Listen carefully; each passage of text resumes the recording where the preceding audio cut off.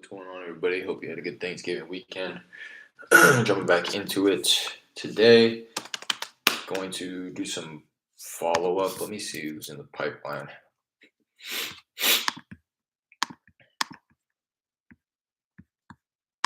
Yeah, it's a good amount of people to call through just because. Well, yeah, a fair amount of people to call through because of just the weekend, the holiday, Thanksgiving weekend stuff started to get a little pending. So, I'm going to follow up in regards to a couple of deals in escrow. Today is the day that I don't know if you are watching this and you've kind of I don't know how much I've actually explained about it, but the one deal that we have in escrow here is the nephew refuses to leave. The nephew of the seller refuses to leave the property. The seller has already moved out. The nephew and his ex-wife remain put and are squatting in the property. I say they're squatting. 4 or 5 years ago, the seller had invited them to stay with her, put a roof over their heads. Then the time came for her wanting to sell the property to us. We agreed to buy it. We have assigned our interest to a buyer. Everything is lined up. Buyer has earnest money with the title company, and we tried to put some money in the nephew's pocket for a cash for key situation. Even though they're not a paying tenant, there was never any official lease agreement.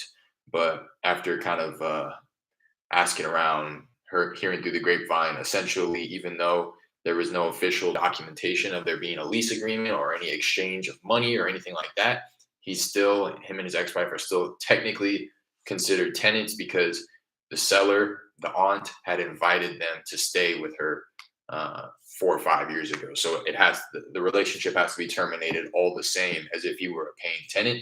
So we had contracted an eviction service team in the area, and it's kind of like a full service thing. So at this point, they have served the 30-day notice to the tenant, quote unquote tenant, the nephew, and his ex-wife. And 30 days elapsed on Saturday, the 26th. Today is Monday, the 28th.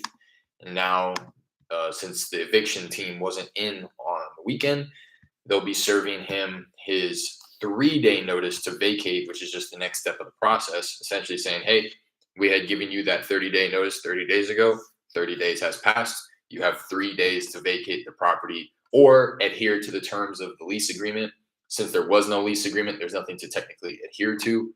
And I say that to say in some cases where he was a paying tenant, it would essentially be like, pay what you owe us or get out in 3 days.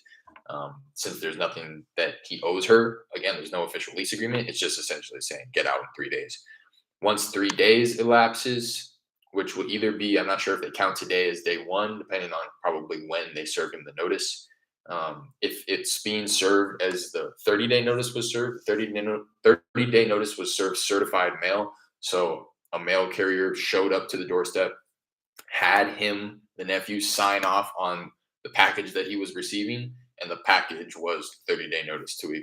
Again, certified mail, having him sign off on it acknowledges the fact that he did, in fact, receive it. And I think it was also served just through regular snail mail as well. And if they serve him the notice the same way, which I imagine they do, that's going to be served today. And let's just assume that tomorrow is day one, making day 3 Thursday. Then I would imagine on Friday, they then file it with the courts in order to get a quote unquote trial date for the service team. This is part of the package that we had purchased. They will actually send out a representative on behalf, if it's okay. Sometimes apparently the landlord, in this case the seller, the aunt, would have to show up, but it's just a matter of standing in front of a judge and saying, hey, this is what's going on. I invited him in my house 4 years ago. Now I want to sell the property. He refuses to leave. There's no official lease agreement in place, although here it is. We did go through the proper channels. We served him the proper notices. We gave him the allotted time that's appropriate for him to figure out his next steps. We even tried to put some money in his pocket, but he refused. And now here we are, again, going through the proper channels. So then the judge will, in my opinion, see all the facts of the case and say, okay, yes, get out of the property, issuing a judgment. The judgment issued, and then he'll have 5 days after the judgment's issued to leave the property. And then if not, the constable comes down and throws all the stuff out. So today is the day that the 3-day notice to vacate gets served. I'm going to reach out to the eviction team right now and say, hello. I just want to confirm, I guess, reaching out to confirm that the 3-day notice to vacate will be served today as planned. Also,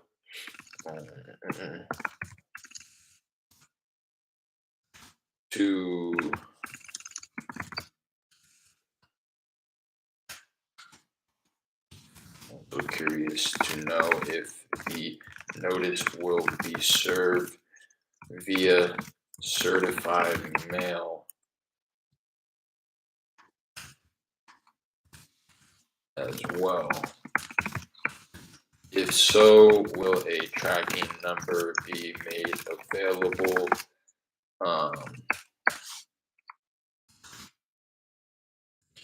To determine when the notice was signed for? Question mark. All the best, Derek. Because that's what happened the first time when they were served the 30-day notice. They had given me a tracking number so I can, like, it was served through UPS or something, FedEx, so I could see when it got to the front door, when he signed for it, like literally the minute that he signed for it, because they're using their little electronic, signature pad. And again, just being able to track everything so that it's just very, very, very clear that, hey, look, yeah, he got the notice. He signed for it at 3:21 p.m. on the 28th or whatever, you know what I mean? Just leaving it to be a no-brainer for the judge if it does get to that point. Although apparently the nephew called his aunt, the seller, on Wednesday, the day before Thanksgiving, to confirm that he wasn't going to get kicked out on Thanksgiving. Because I think, so Thanksgiving would have been like the 29th day or something like that. So apparently this is what the seller called me right afterwards, and it's kind of just like reassuring because apparently he has like a calendar. He's looking at the calendar. He's counting down the days, and he knows it's inevitable, so it's not going to come as a surprise to him when he does get kicked out. He's kind of waiting for it, which is a shame, that he would like wait till the very last minute, and he'd rather get kicked out than accept our help. Just to backtrack, not to go on a long tangent, but essentially we were offering to put like $800 to $1,000 in his pocket, and then just start drawing down from that. The cost of a U-Haul, the cost of moving materials. Partner Jared was going to be helping him load the truck and getting him on his way, filling his gas tank, and then putting whatever was left of that $800 in his pocket. He had a place to move to. His ex-wife's sister lives like a couple hours north. They had a place to go, all this, but he put up a fight because he wanted to fix his broken trailer that's been sitting in the driveway for God knows how long, and he wanted to buy a new truck. He wanted to put a down payment down on a new truck. Him nor his ex-wife had the credit or the money to do so, and the $800 that we were offering to extend to him wasn't going to be enough. So we were like, look, just take the U-Haul. Like, we're trying to help within reason. And that's when he threw kind of a temper tantrum and said that he's not leaving because he wants a new truck, essentially. So that's where we're at. Hello, just reaching out to confirm that the 3-day notice to vacate will be served today as planned. I'm also curious to know if the notice will be served via certified mail as well. If so, will the tracking number be made available to determine when the notice was signed for? All of us. All right. And I'm going to take note of all this in our little CRM.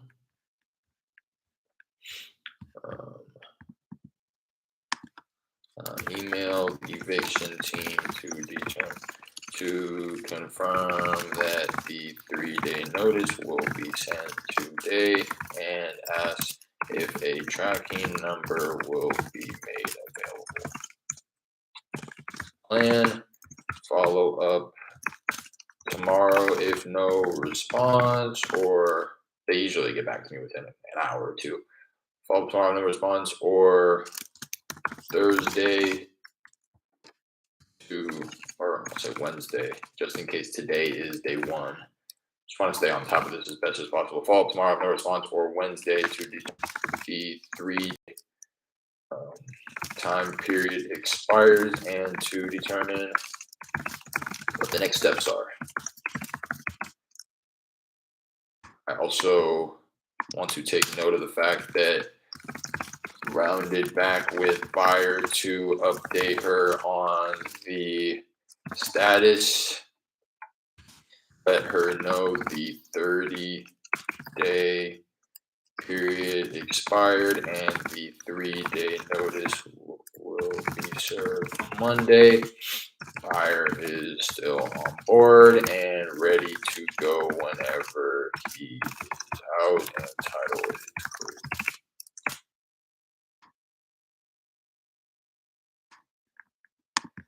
Set myself a reminder for tomorrow just in case I don't hear back from them by today, which is unlikely. Again, every time I email them, there's somebody emailing me back within the hour or two.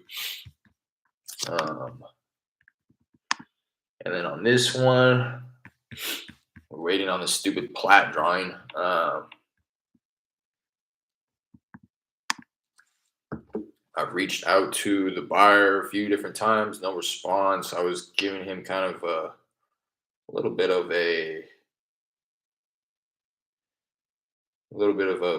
breathing room because it was the holiday weekend. He had told me way in the beginning too that he was going out of town. I kind of want to revisit that to see.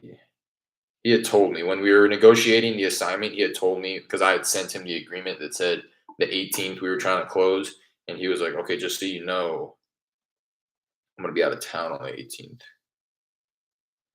Okay, I will be out of the country. Okay, so this is the first time I went back and looked at this message, and this is what I assumed was happening. It was that he was out of the country, but he said that he was out of the country and he's gonna return the 19th, but they can send a mobile notary. So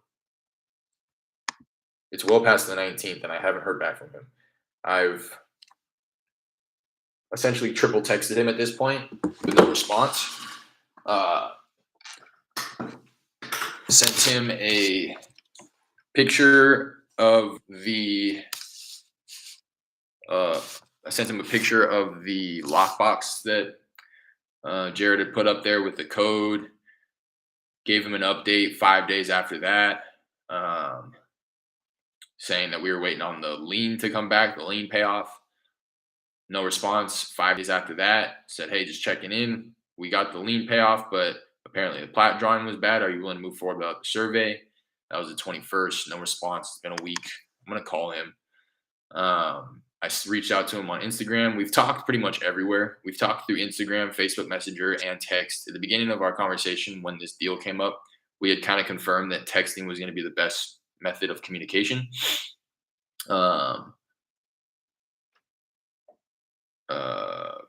Reached out to him Monday last week on Instagram. No response since then. I can see that he was active as of yesterday on Instagram. I doesn't say that he had seen the message. Feel like a high school girl or something checking these like seen, you know what I mean? But it doesn't say that he's seen it. Also reached out to him on the 22nd, which I think was Tuesday, on Facebook, which is about 5 days ago. No response since then. He was active about 2 hours ago. So I'm going to call him. And also, the title company has said that they've attempted to reach out to him as well. I hope everything's all right. You know, I'm not going to jump to any conclusions because the guy's put up his earnest money. He's walked the property. He's been nothing but professional up to this point. Jared met him at the property with, it sounded like his contractor. They've walked the property. They've checked it out, put up the earnest money, signed the agreement, was ready to go, all that stuff. So the fact that I haven't heard from him is, I think, a cause for concern, not really pertaining to the deal, but I guess just him personally. So I'm gonna reach. I'm gonna give him a call. 1 second.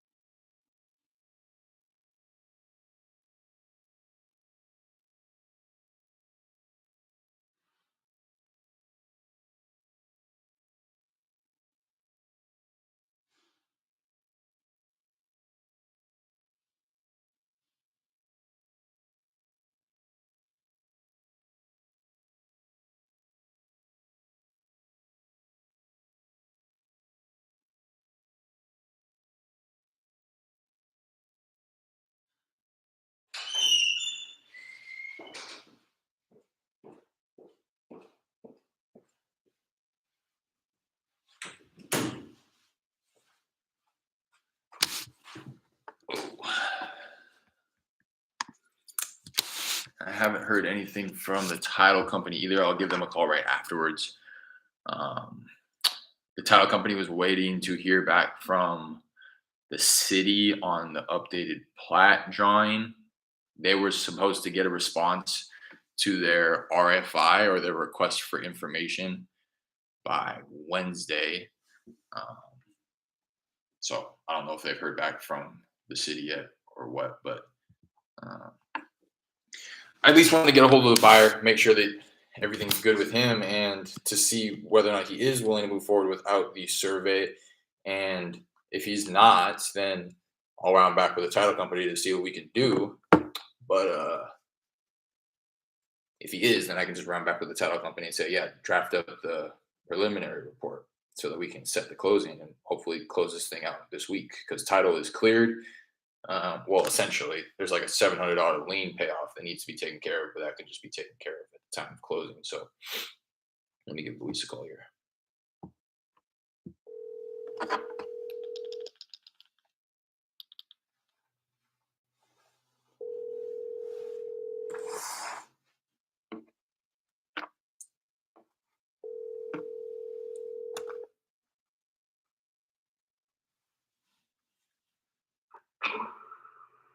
Hello?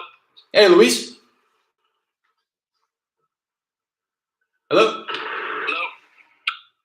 Hey, can you hear me? Yeah, there you go. Hey, how's it going, Luis? Good. How are you doing? I'm doing well. Did you have a good Thanksgiving weekend? Yeah, pretty good. Good. Just rounding back with you on this one on Scott Street. I don't know if you got my message. What's going on with the title company? Apparently, Pasadena's records were destroyed in Hurricane Harvey, so they don't have a good plat drawing for the survey to be completed.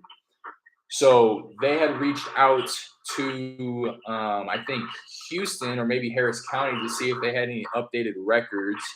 But Citizen Title wants to know if you're willing to move forward without the survey. Yeah, I've been in contact with Citizen. They owed me a response. The thing that makes it difficult for me, I mean, I've been doing this for a while, so I'll be honest with you. The only thing that makes it kind of difficult for me to do it without a survey is the complications that come about it. And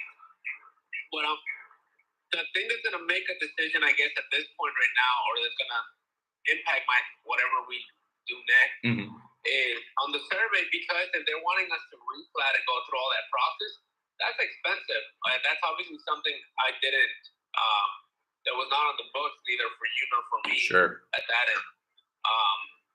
And that's where Citizen owes me a response. Because I already asked them, I was like, look, without a survey, I don't really feel comfortable moving forward on these properties, because if we have encroachment issues, which I've had in the past, people have tried to play a fast one on us, and they've had those issues. Because the purpose of the property is for us to rehab it. Right. So we're pulling permits. We're pulling full permits. I'm having city inspectors going out there and stuff like that. So at the end of the day, regardless, because I need to submit that to the city so that we can proceed with permitting, the processing, and for me to be able to proceed with that. So a survey basically it's a non-questionable item that you need for us to close securely.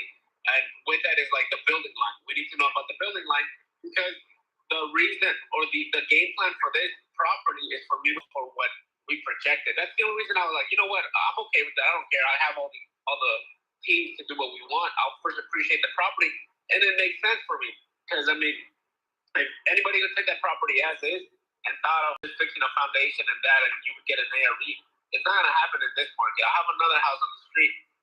We kept that as is, and it still hasn't sold. And it's like, okay, yeah, market is shifting for sure. Mm-hmm. The game plan on that house, so that's why a survey is probably like the most crucial in this thing.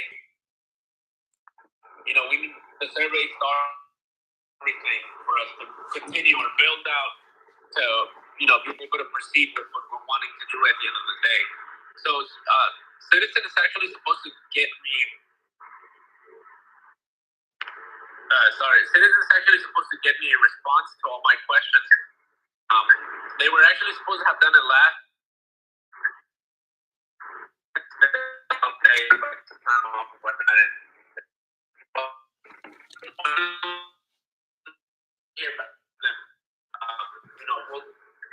We'll have another conversation once I hear back from them. I'm really just getting a survey, and I'm said ready to move for weeks. So I'm really just hoping that's it, and that we're all set and close. Yeah. And that's good. A lot of people close this week. That's it. It's not a big deal. That's the case. So I'm really just waiting on that before moving forward with something else. Sure. That's why I haven't said anything. I've been quiet. I've just been like, hey, let's say this entitled word. I'm not the top person that's gonna try to make things up or make things complicated at all. Like obviously, like I'm just letting them work, let them do their thing. And I'm really just my fingers that we can get a survey, we can get a property, and then we can get it closed. Yeah, absolutely. And I'm glad that I connected with you because I was kind of sitting in the same position, just because I want to stay on top of Citizen, obviously, to make sure that they are prioritizing the file and what have you. So just to know that they're in communication with you and that they owe you a response kind of justifies me following up with them and seeing what's going on with their end. The last time I talked with them, they had actually submitted a request for information from, I believe, Harris County, and they were owed a response by Wednesday. So I plan on calling them right after I get off the phone with you here, seeing if they've gotten a response and if they have the information to provide to you for you to make that decision. So again, glad that I was able to connect with you. Totally makes sense where you're coming from. That's kind of what I figured as well. So I'll give them a call, see where things are at with them, and then you'll likely probably be hearing from them before you hear from me, and we can go from there. Yeah, for sure. Yeah, I don't know, man. I appreciate it. Yeah, absolutely. I'll talk to you soon. All right, Bye. All right, that was a really choppy conversation. Oh wow, makes sense. Yeah, that's kind of what I figured too. Not gonna knock the guy, but kind of am at the same time. I would much prefer him tell me what he just told me. I don't know if you heard me. I was having to walk across the room. I think my service is just really poor. I'm like kind of like right in the corner of the room here, so I walked across the room and made it a little bit better. But he was saying essentially he was dodging me. He was saying I was just remaining quiet, allowing Citizen to do their job. But I'd much rather him just like text me that. You know what I mean? As like petty as that sounds, like, okay, like could you tell me that so I'm not left in the dark? I'd much rather know that, hey, yes, you need the survey to feel comfortable moving forward. Okay, now I'm going to do everything that I can to stay on top of the title company and to see what our options are, as opposed to just like sitting back hoping that things are going to get done. Or not like I was going to do that anyways, but you know what I mean? Like, just tell me that. Straight up hit him from all angles, messaged him on all social media platforms, triple texted him with no response. And he answers the first phone call. And I get it. Like I could have called him long ago, but like again, in the beginning of all this, we determined that text was the best form of communication for both of us. And anyways, communication's key. Yeah, yeah. But it makes sense. That's what I figured. That was gonna be kind of the one thing that you know knowing the property, like he was saying, if it was just as simple as like going in there, doing some cosmetic repairs and being able to list it for top value, that's one thing to be able to close without a survey.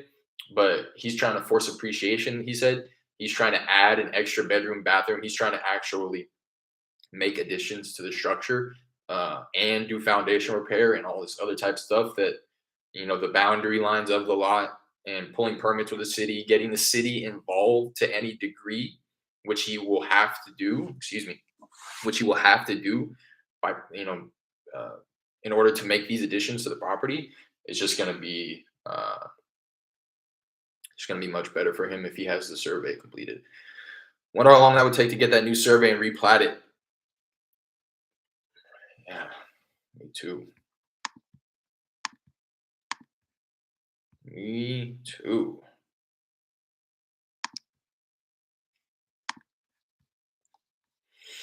It's really something you don't consider, huh?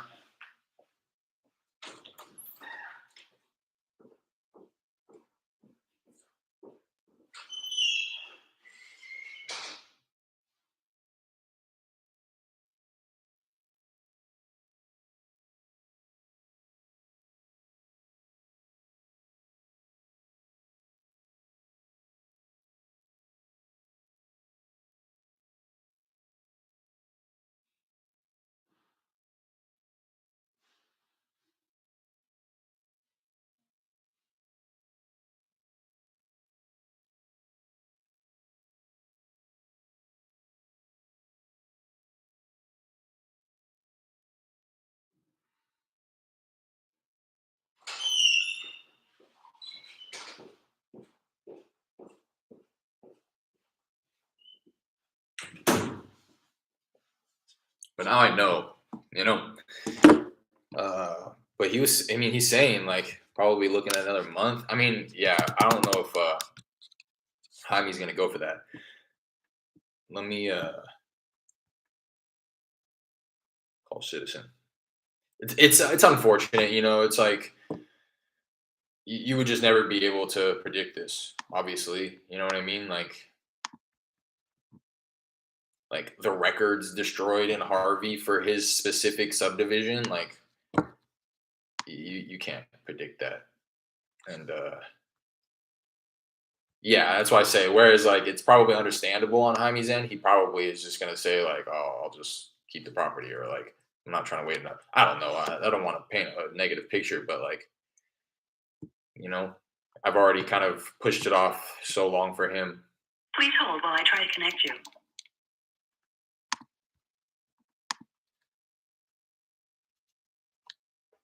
Where it's probably more frustrating than anything else for him. Citizen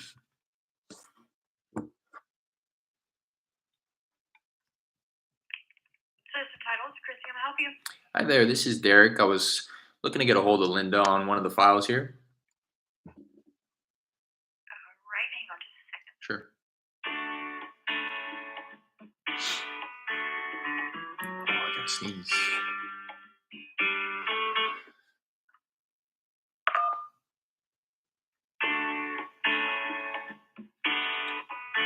Please hold, try to connect you. Hello, Derek, how are you? Hello, I'm doing well. How are you? I'm doing good. How can I help you this morning? Yeah, I was just calling on the one on Scott Street. I know, I think you were owed a response by Wednesday from the city. I got my, yeah, I did get my response, and I mean, we're good on my side. We're waiting on the plat from the city, an updated plat on the city, so we can do a survey, because we ordered the survey, but the surveyor says the plat that the city of Pasadena provided is illegible. Right. So I never have had that issue, so I don't kind of know, and they're not going to provide, they don't have any other plat, is what they came back Wednesday and said, is that's the only plat they have. So how do we get a survey if the surveyor can't read the plat? Yeah, yeah. Okay, yeah, that's what I was. I don't know if we should close without a survey. Well, Yes. I just spoke with the buyer on this one, Luis, and it sounded like with what he's planning on the property, he would not feel comfortable closing without one because he's looking to make additions to the property. So yeah, Should I go to another survey company? Because where are they at? It's the city of Pasadena. We were having Survey Solutions are the ones that are having a trouble getting the plat, and I'm wondering if I go to another surveyor, are they going to have the same issue? right, right. If it's because it's not their plat, right? It's the city's plat. Right. It's the city's plat. I can always order it from another surveyor and see what they come and say. You know what I mean? Yeah, They yeah. say the same thing. Okay, so maybe they had. So in Harvey, Survey Solutions is a fairly new survey company. Mhm. So the issue that they're coming across is the plat that was good that the city of Pasadena had was destroyed in Harvey. Mhm. But I'm wondering if maybe an older, more established survey company would have their own copy of the plat of the previous plat that got destroyed. Prior to, yeah, okay. That makes sense. So I don't know, but I need somebody to tell me what they want me to do. I can try it. Yeah, I mean, I think that's the only option at this point. Is so just so that I know, just to confirm. So I was kind of privy to all of this, and then a request for information was sent with the response that was due on Wednesday, and essentially what their response was the same as before. It was we don't have one. Yeah. Okay. Then yeah, I mean. I also had to do because there's a city weed lien on the property. Yeah. So I also had to do a request for information, and it took me like 2 weeks to get that back. Yeah, yeah. So that's the only way to get any kind of payoffs or any kind of information from the city of Pasadena, and it's not the surveyor's fault, and it's definitely not anybody's fault that it takes so long to get their information back from the city of Pasadena. Yeah, yeah. Okay. Is reaching out to another survey company, and do you think they'd be able to determine or let you know one way or another before ordering a new one if they have the original plat? Well, they're not going to. I'm going to ask, but they're not going to charge us for anything if we order it. You see what I'm saying? Just like Survey Solution is not going to charge us for all the work that they've already put in trying to do this survey. Yeah, because it's not complete. Yeah, because they can't complete it. Okay. So let me order from somebody else and let's see what they come back and say. Okay. All right. That sounds good. All right. Thank you. All right. Thank you. Mm-hmm. Bye.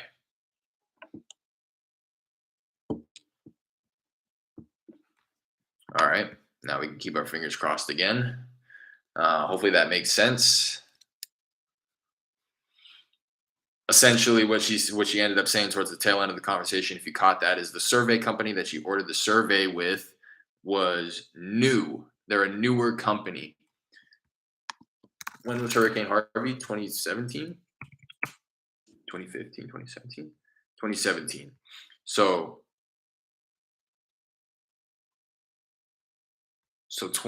August 2017 is when Hurricane Harvey was. I want to see. Survey Solutions is who we ordered this through initially.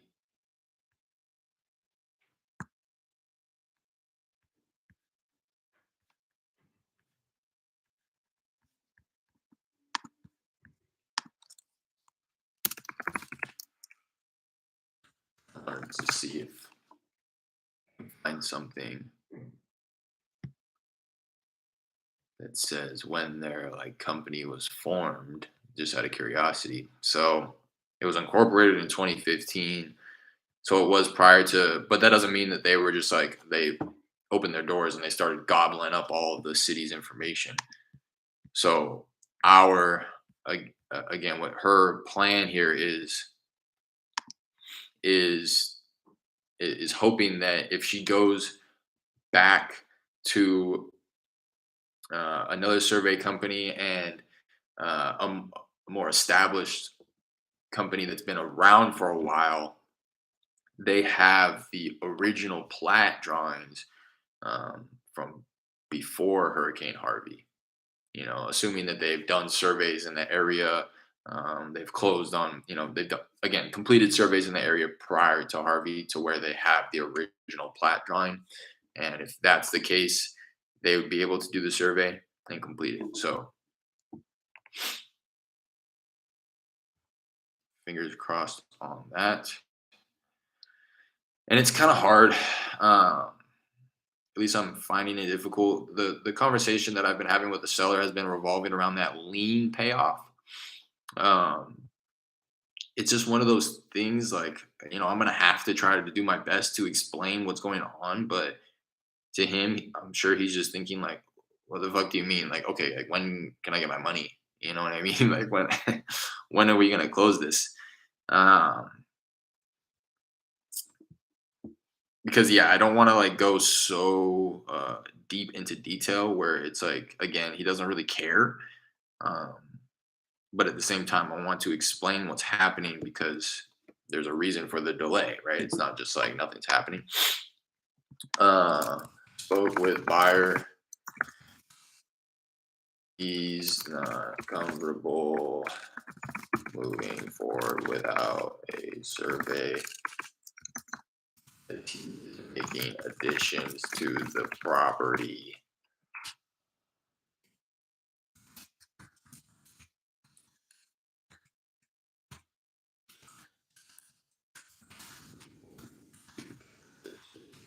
Oh,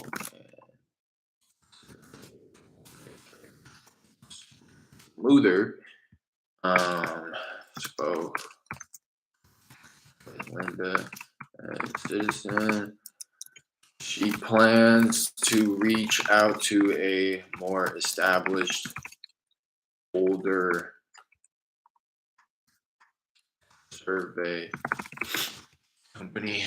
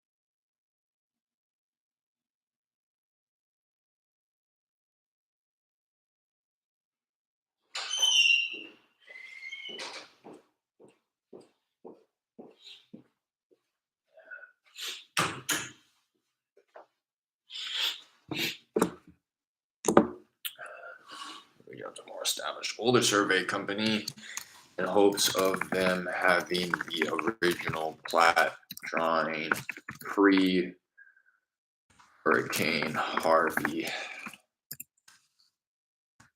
so that they can complete the survey.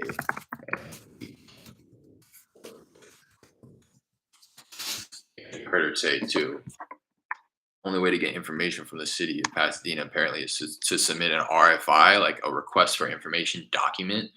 And then as they come in, the city just responds to them accordingly. And it doesn't mean anything to them, unfortunately. The city is just like paperwork to them, like, which is why, like, like I'm here sitting here really attached to their response, like, oh, okay, they're gonna get us a response by Wednesday about the plat, and then the paperwork came through, like, no, yeah, we don't have this, and then it's just like on to the next. Like, no, I already told you we don't have a plat, with like no real desire to create a solution.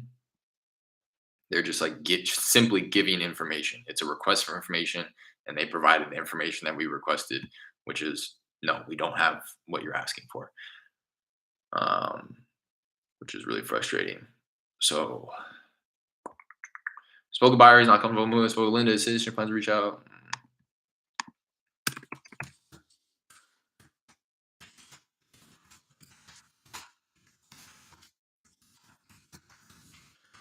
And I'm reaching back out tomorrow if I don't hear anything by end of today.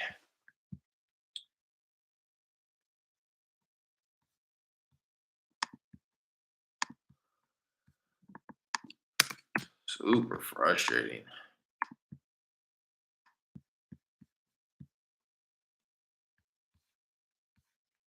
Like, what?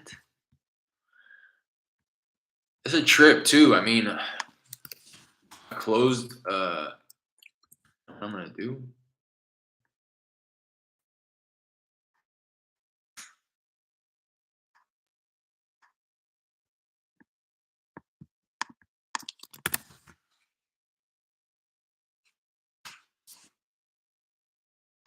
I want to check to see if the first deal I closed, which was in Pasadena, was in the same subdivision.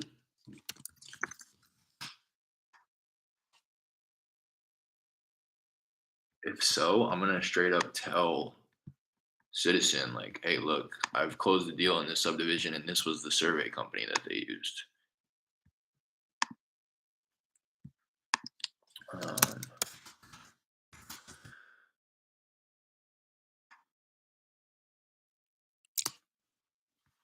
I mean, it's close.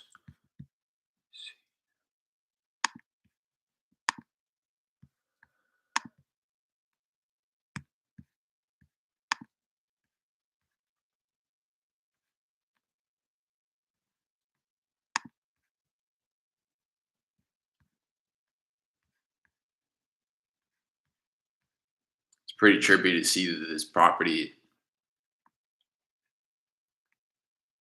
uh, is like owned by somebody else, essentially.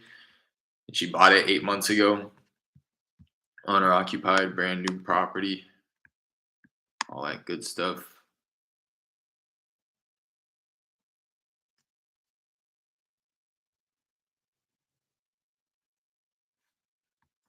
Anyways, I just wanted to check. Damn, it's fucking cool here. Subdivision, Red Bluff Terrace.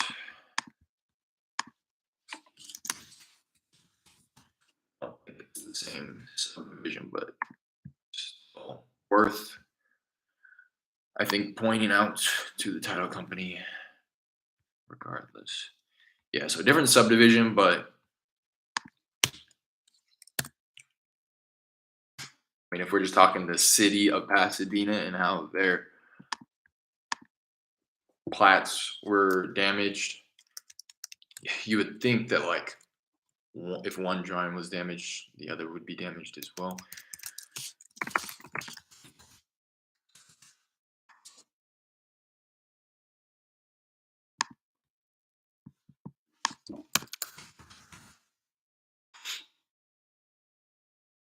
I mean, it's right down the street. It's uh less than a mile and a half, a 4-minute car drive.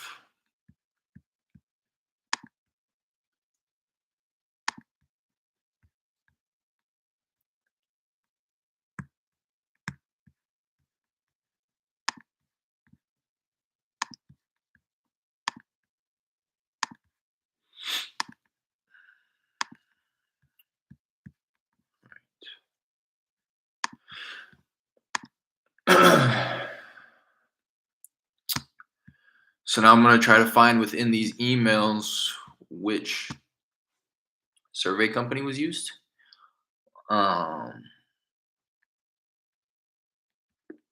Hopefully it's listed on the HUD.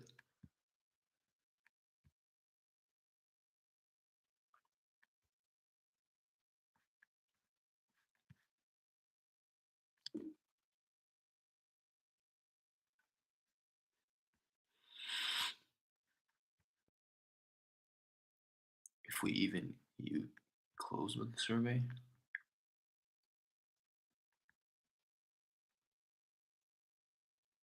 Notary fees, document prep, title insurance, lender's cover, state of Texas policy guarantee, tax certificate, e-recording fee, title premium. Oh, no survey doesn't look like. I think we closed without one. Yeah. I think.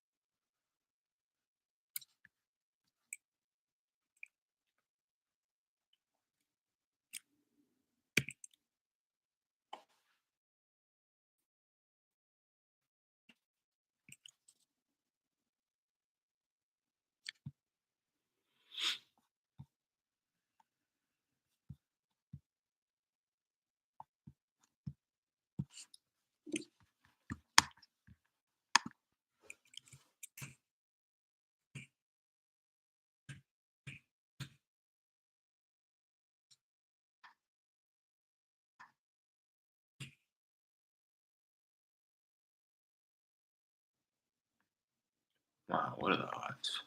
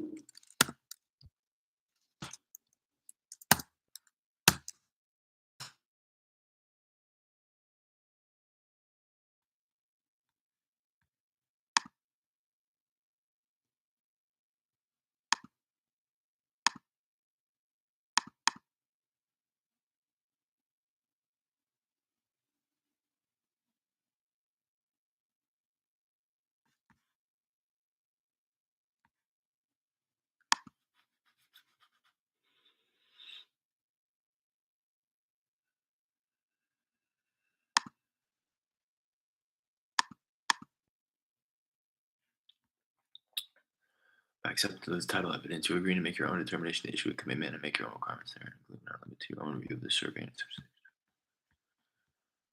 yeah.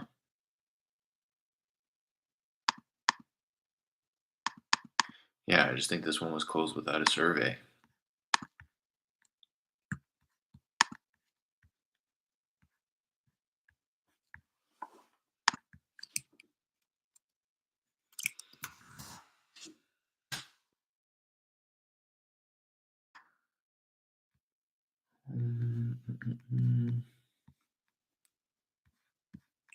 No, this probably isn't the most enticing content here, but definitely necessary.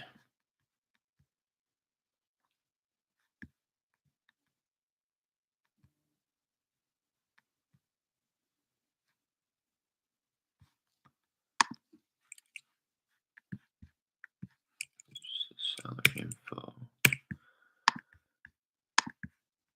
Just going through and looking at all the attachments and conversations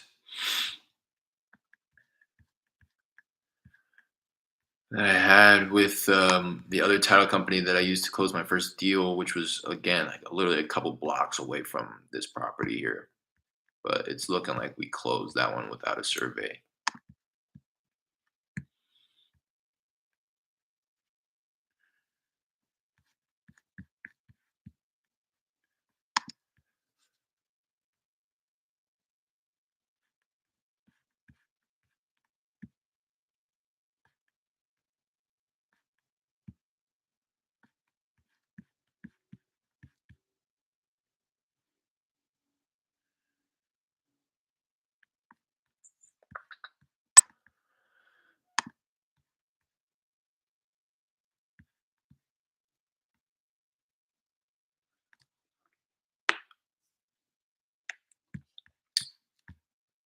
Yup.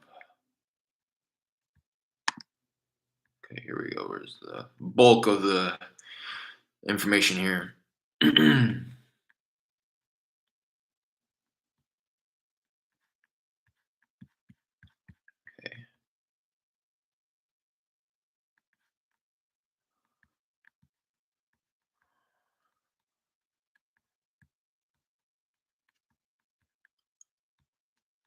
Okay, they did not want to order a property survey. Yeah, so I think it's probably just gonna come down to him, the buyer here, willing to move forward without a survey. He may try to play with the price a little bit. I think that's why he had mentioned like replatting it, like and how expensive it was gonna be. Um,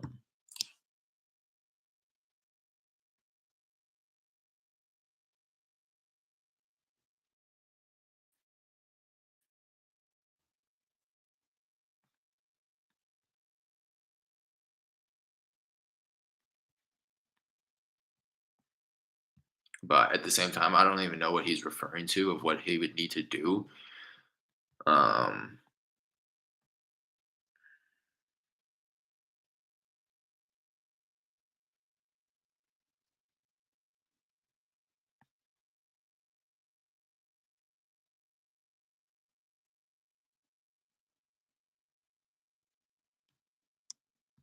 Okay.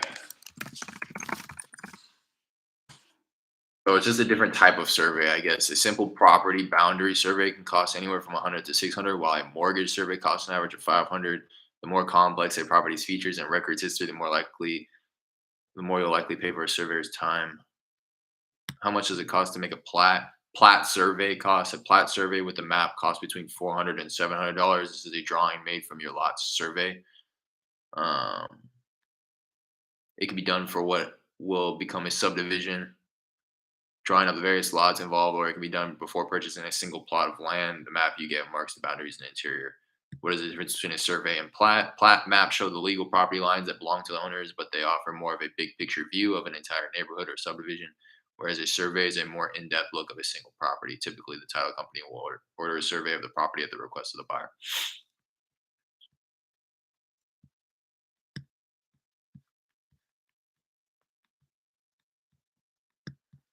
A plat is an officially drawn map of a land area that defines the boundaries between different parcels of property to scale. A plat survey is used to create this map as accurately as possible. Generally, the divided sections of land are described in meets and bounds.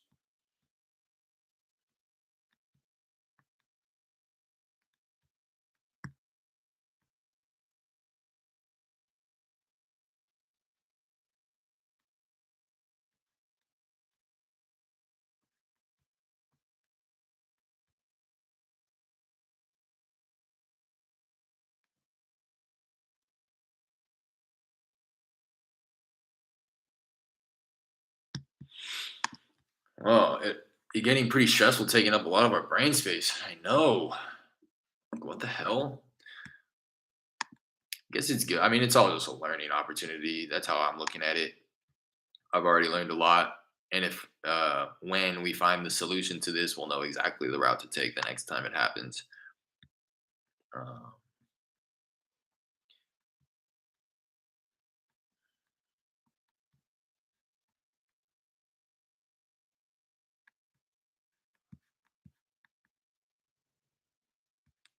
okay, property survey, cost by type, boundary survey, mortgage survey, land survey, plat survey, or plot plan. Plat survey, around $500 per lot. The two main types of plat are a subdivision plat and a consolidation plat. A subdivision plat is a scale map of a piece of land which includes the parcel boundaries and the layout and measurements for each lot resulting from the subdivision of the land. Excuse me. A consolidation plat is created when a landowner buys or takes over adjacent parcels of land to create one legal parcel with a single tax ID. This first requires a separate survey to be completed. The price for a plat survey will vary greatly depending on a range of factors, but if your surveyor normally charges $500 for one survey, you might get a break on the per lot price for more than 10 lots of 5 acres or above when the land is going to be sold as flag lots. However, if the plat is for a more typical high density subdivision with 1/4 acre lots, the plat needs to include details like roads, utilities, and sewer lines, etc. So the cost will rise dramatically in the region of between 10 to 40,000 or more, depending on the total size of the project. 3 other types of plats are short plat. This is for the division of land into more than 4 lots. Correction plat, amending plat, created for the correction of minor surveyor mistakes or the inclusion of minor amendments to the approved plat. Vacating plat is created when platted lots remain unsold. All right, well, I'll just wait to hear back from them to see what the hell they're talking about. Doesn't look like they used a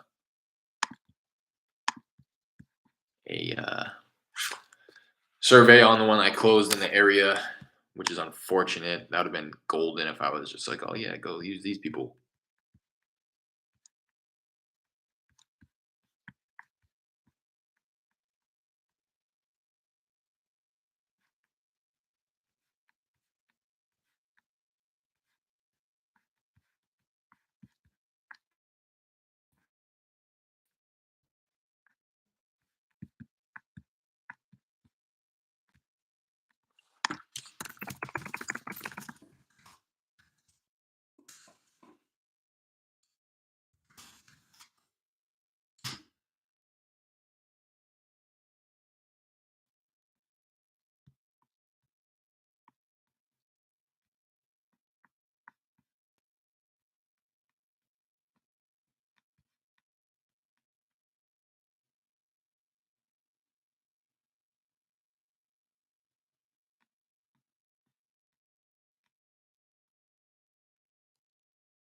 All right, I'm done with this one for now.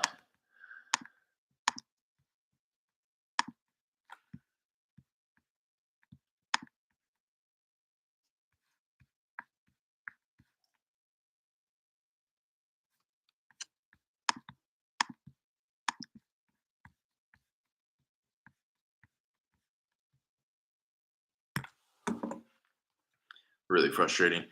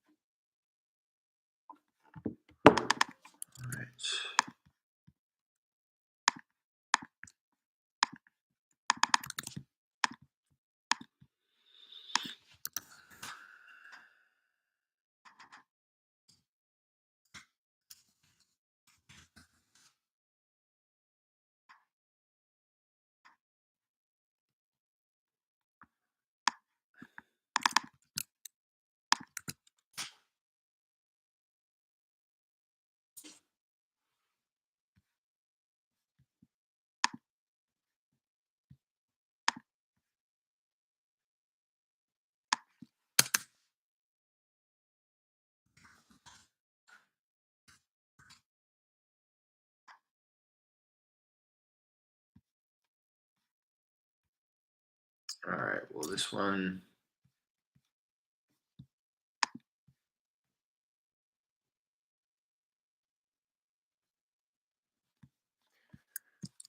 The address is no good. I can't find it.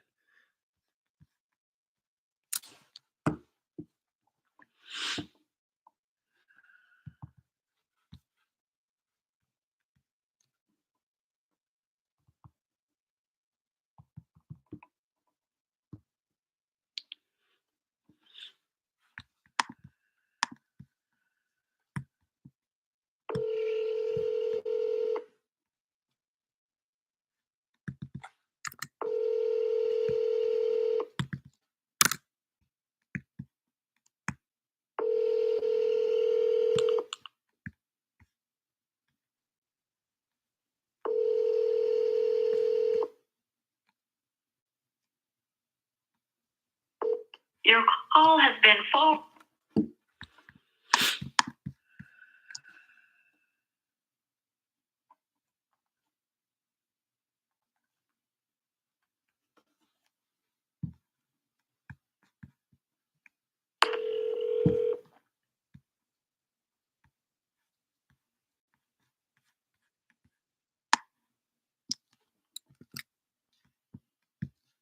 Hello?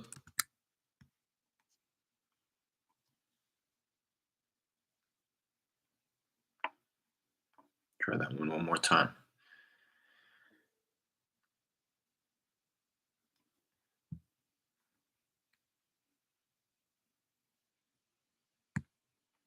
Hello?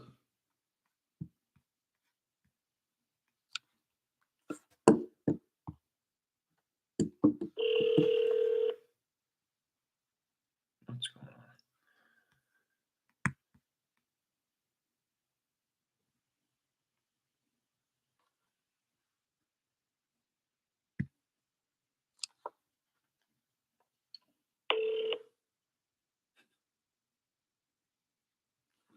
Super weird.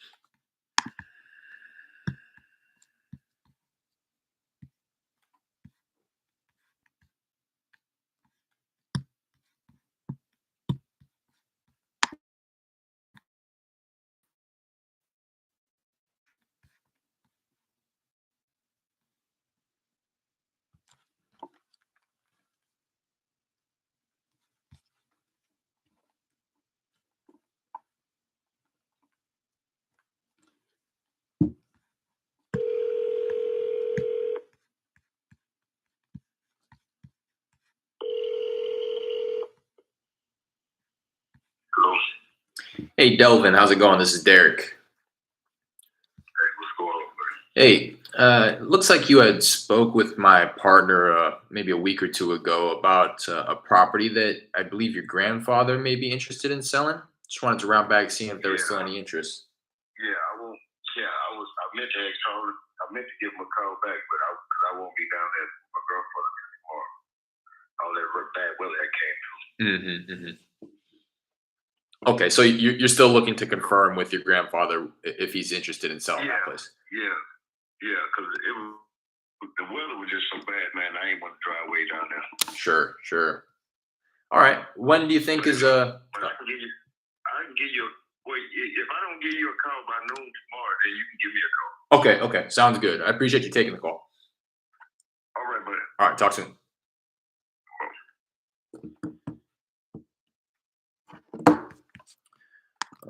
Hadn't made the trip down to see his grandfather because the weather was so bad.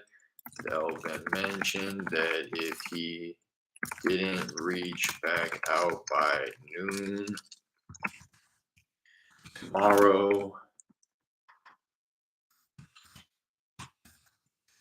we could.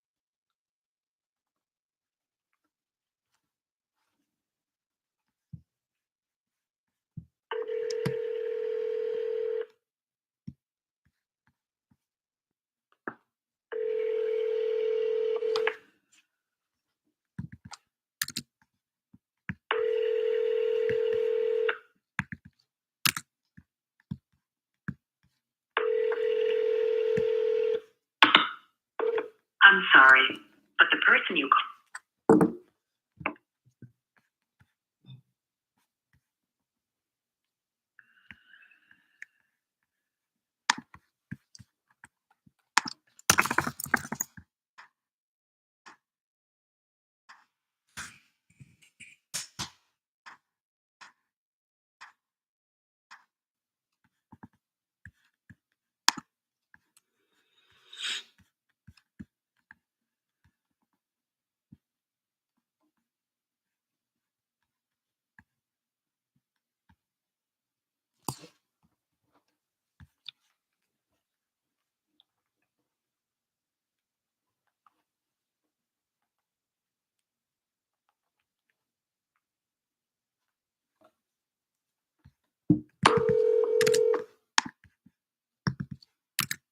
Hello, calls to this number are being screened.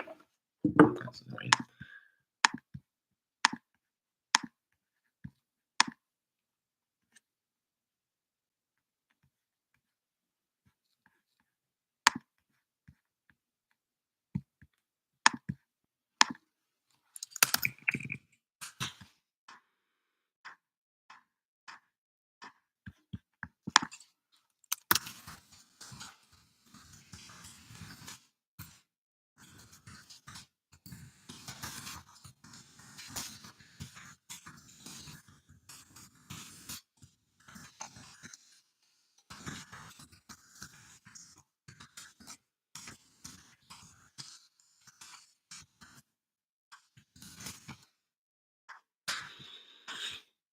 That one I was just saying in the notes that he's screening his calls and that I'm not gonna do it right now, but it may be worth just going through and clicking through the prompts or whatever, but calling off of a number that we don't mind.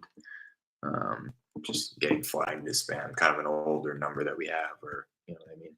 Because that's how I kind of operate my local caller IDs. The numbers I will try my best to like kind of prioritize them, like have a number where my leads will save that number, which is like my Google Voice number. Then I'll have numbers that I'll just like cycle in and out of, like delete. I don't mind like deleting some of these caller IDs because they're just simply for following up with these leads. And then if I ever do have a good conversation with a lead, I will give them my Google Voice number so that they have a number to reach out to. I've never gotten rid of my Google Voice number. Didn't say a particular.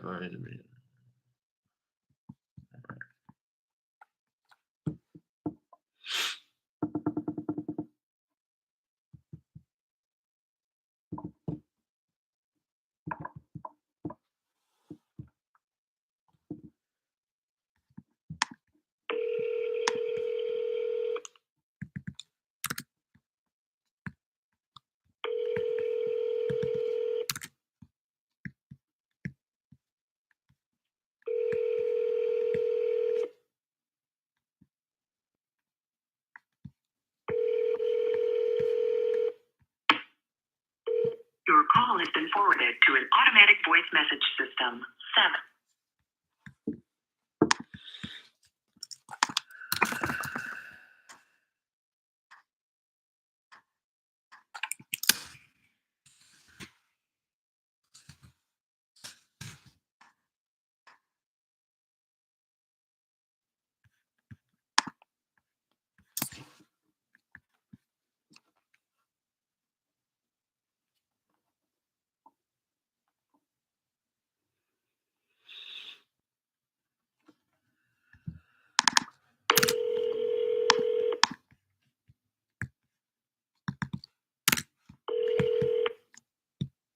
Hello? Hey, Francisco, how's it going? This is Derek. Derek? Hey, hello, Derek. Hey, I looks like you had spoken with my partner a while back about your place over on Riverwood Drive. I just wanted to see if you were still interested in selling that place there.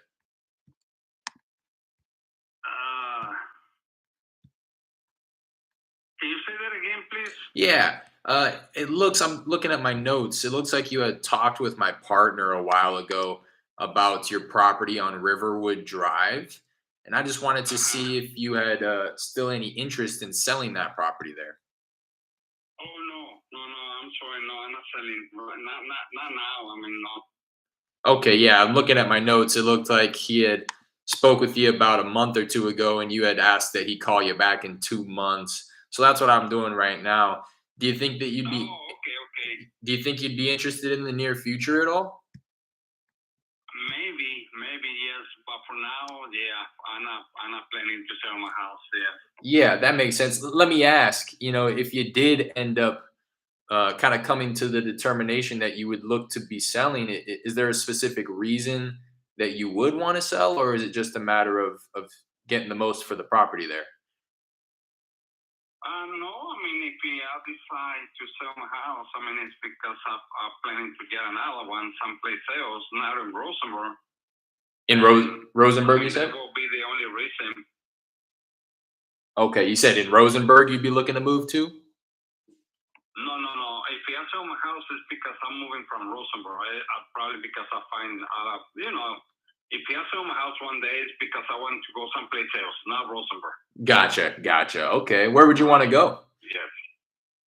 I'm not too sure right now. Yes, I'm not too sure really. Okay. Yeah. All right. Well, hey, I appreciate you taking the call. No problem, sir. I'll let you know if I change my mind one of these days. Okay. All right. Sounds good. All right. Thank you, sir. Thank you. All right. Bye. I'm deleting him.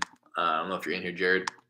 No motivation. Doesn't really have a plan. That's why I wanted to follow up with the questions that I did follow up with. If he was like, well, yeah, I was planning on moving over here to get closer to my parents, and they're a little sick, and I'm thinking about retiring or whatever the case may be. But his answer was very vanilla and plain, like, yeah, one day if I do end up moving, it's just gonna be because I found not really it's not a good reason to sell.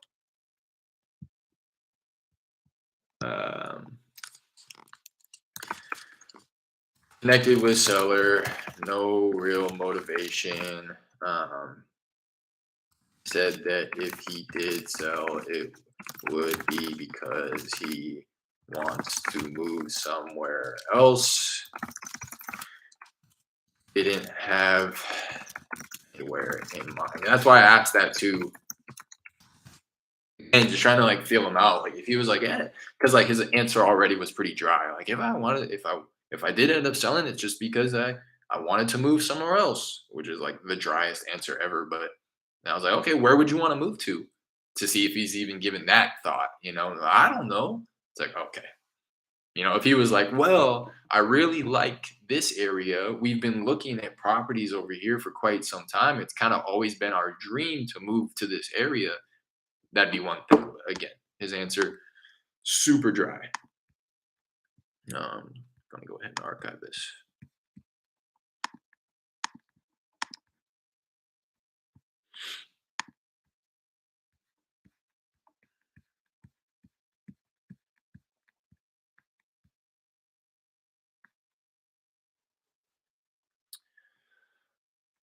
All right. This woman, I've always kind of felt weird about this, seeing the note that you put in here first, Jared.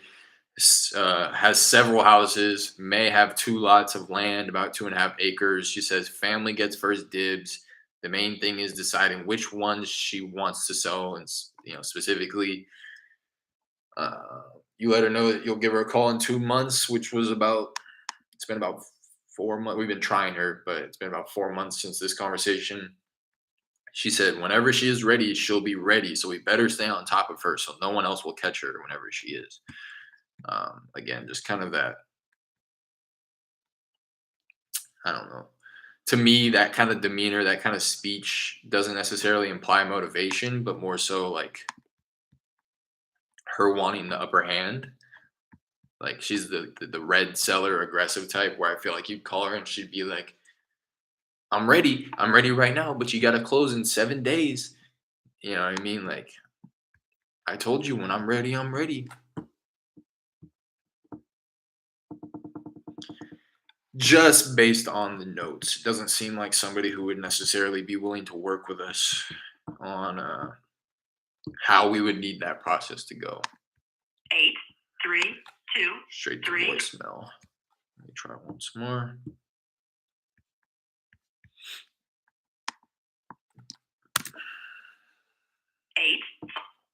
Straight to voicemail.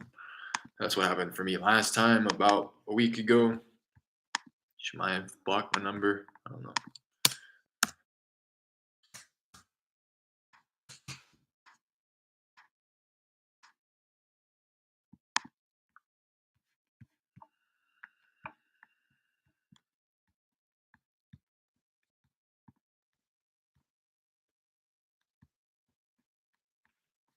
This person said pretty soon, about a month ago. This gentleman said in the future, back in August, very small property. Connected with him in September. Said he's not ready yet, but pretty soon. 3 owners, him, his daughter, and his ex-wife. Jared, you put the note in that you planned on seeing if they were on board. Called a month later, about a month ago. He said pretty soon. I want to see. I'm going to pull him up in batch to see if any of those people are actually listed or if it's just him. So I see a woman listed on title as well as an owner at least.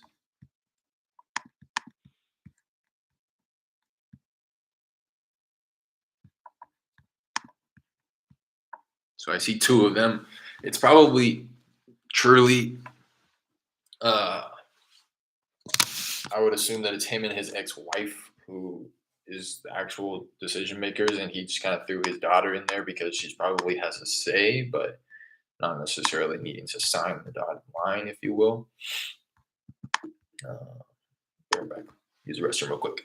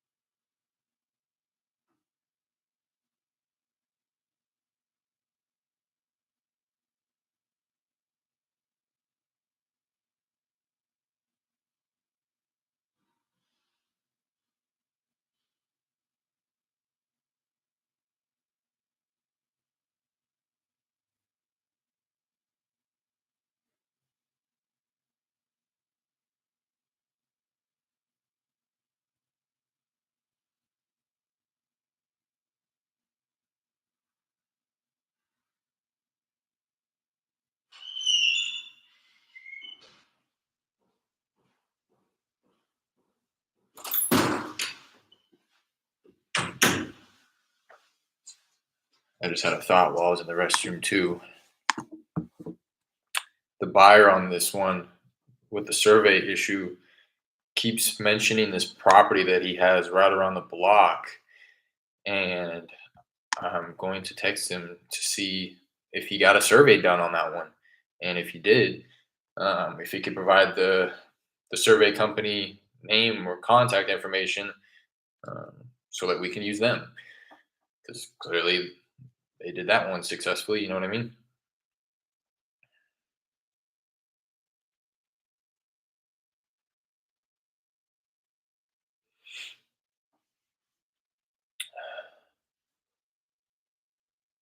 I'm gonna say, hey, Luis, did you happen to have a survey completed on the property that you were referring to, um,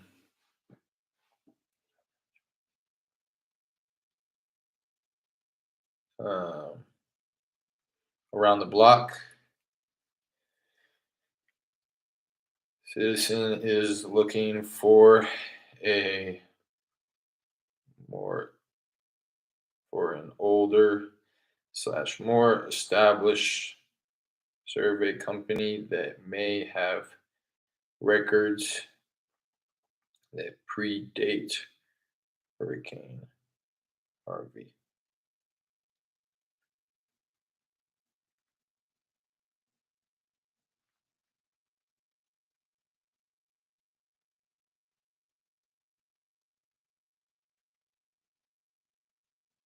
So, do you mind providing the company's contact info? Citizen is looking for an older, more established survey company that may have records that predate Hurricane Harvey.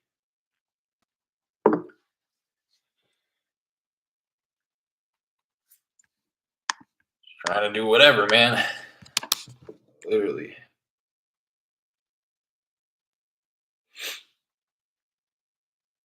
Did I just call this guy? Oh, no, I haven't called him yet.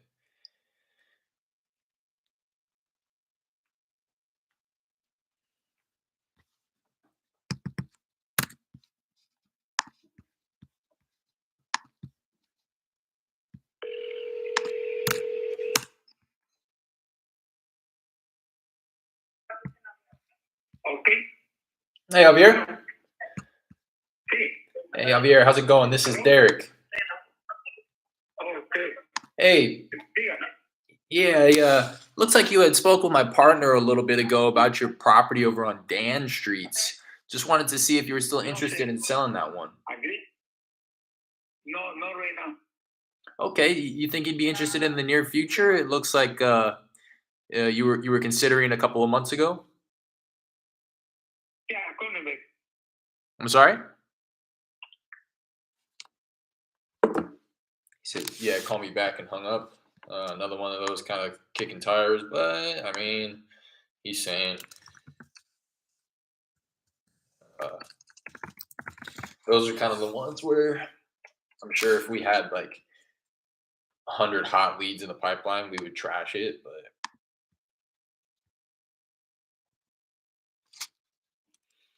um,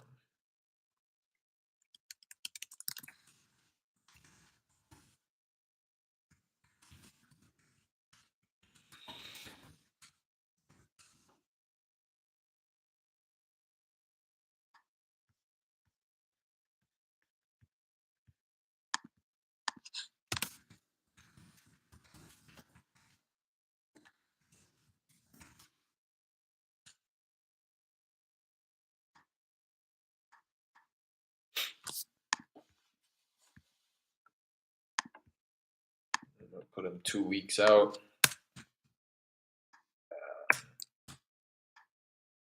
Keep the follow up kind of tight on that until we can get the conversation to unfold to where he's like, yeah, I need this to happen first, so give me a call on this day or whatever. But until he like tells us something, until he actually tells us something, you just never know, I guess. I'm gonna try this one once more, If there's no answer here, I'm gonna delete it. This was one that was gotten from iSpeed delete. Never got this person on the phone. I'm imagining that she probably put in a fake phone number.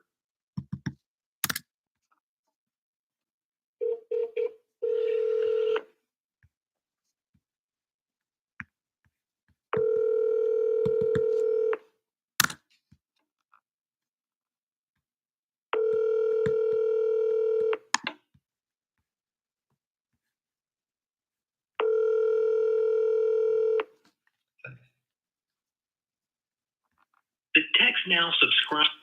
Yeah, this is a beautiful house too. 4 bedroom, 4 bathroom, 35, close to 3,500 square feet. I'm just gonna go ahead and delete it. No answer. Archiving. Never got her on the phone. Huge house.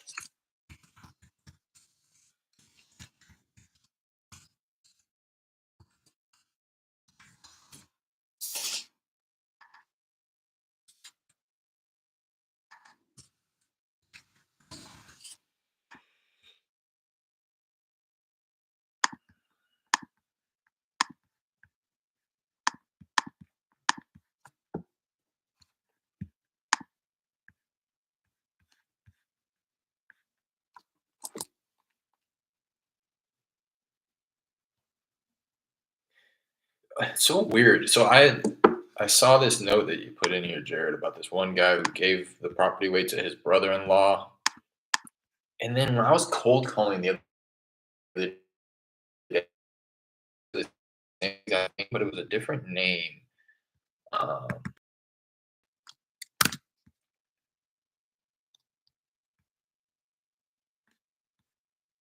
I don't know. I'm thinking maybe it was the same person. It just seemed like way too similar of a situation. Um,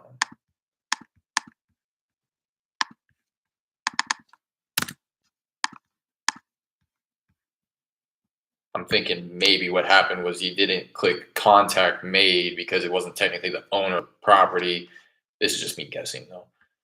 Um, oh, it doesn't even look like there's a house here. It looks like it's maybe just a lot based on what the picture shows. 1 bed, 1 bath, 684 square feet. Owned it for 4.5 years. Let me look at the sale and loan tab and it'll tell special warranty deed.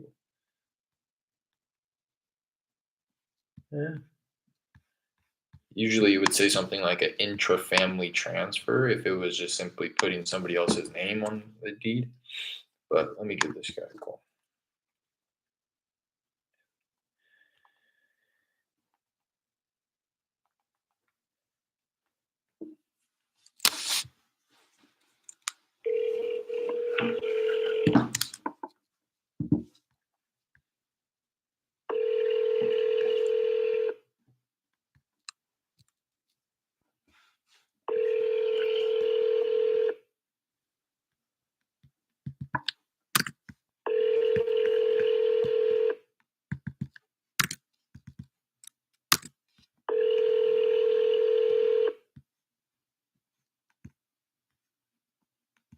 Your call has been forwarded to an automated voice messaging. Okay, and then on Zillow it says 3 beds, 2 baths, 684 square feet. How could you possibly fit that much house in a 684 square foot home?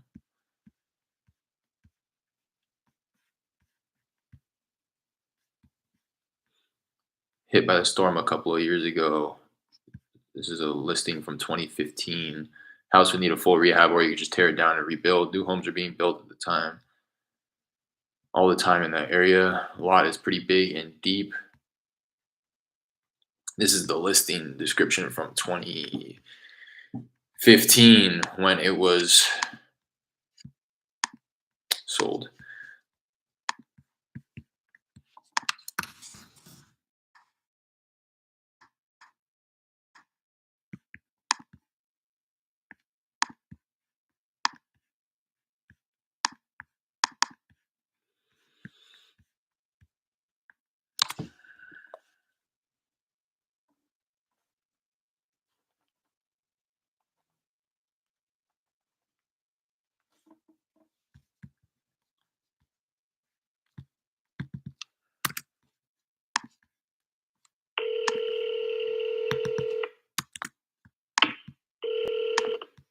call has been forwarded to an automatic voice message.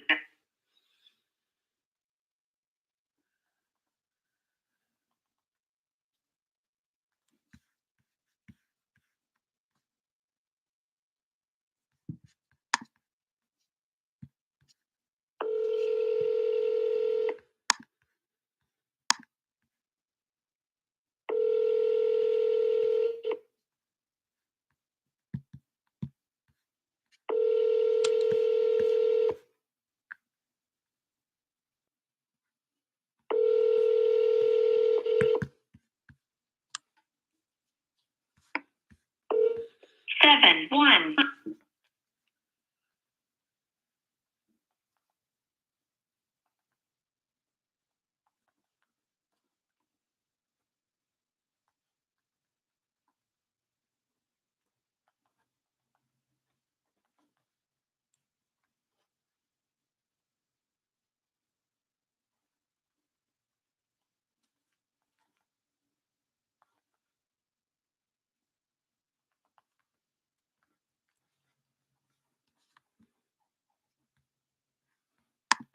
Please leave your message for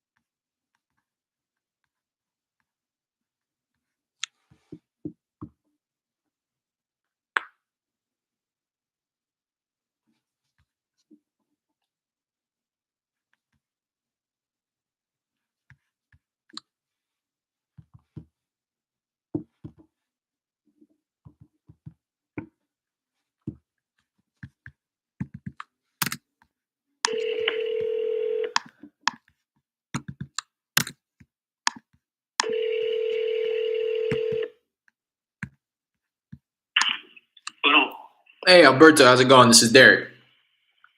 yes, sir. I'm good. I'm good. Good to hear. I was rounding back with you about your place over on Hamilton Lane. Just wanted to see if you've given any more thought to possibly selling that property there. I'm not ready to sell my property. Maybe in the future, like I say, but I'm not ready yet. Okay. Let me ask, is there something specific that may be holding you back or something that you're waiting for in order to move forward? No, I'm not sure, but now, because I have to talk to my wife and Mhm. see if, but I'm not sure. I'm not sure if I want to sell. Yeah. Yeah. And that's why I ask, is it something that you guys have talked about before? Is it something that you've put some serious consideration to? Yes. If I in the future, I think to sell my property, I want to think, and I called you back. Yeah. When do just so that I know, I mean, do you guys have a plan? If you did end up selling, would you have a place that you'd like to move to? Or is this just something that is kind of, being tossed around in conversation? Yeah. No problem. I want to think about it, and if I make the decision, I'll let you know later. Okay.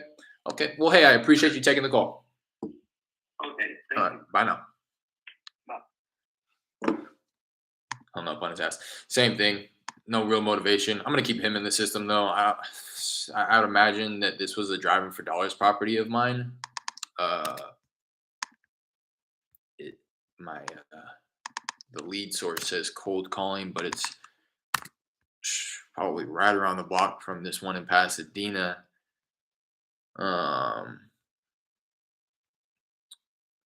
1100 square feet, like really similar property here. 1953 year built. This has to be like right on the block. It's on a little cul-de-sac.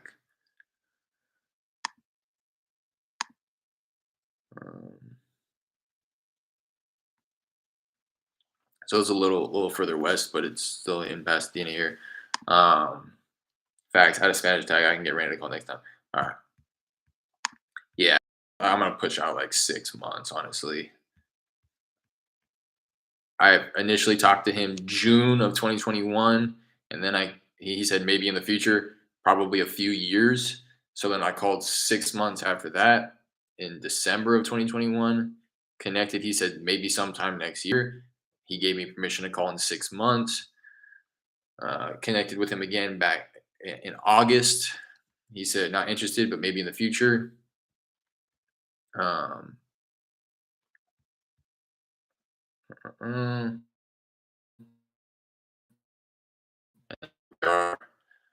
3 months later, just a lot of the same thing.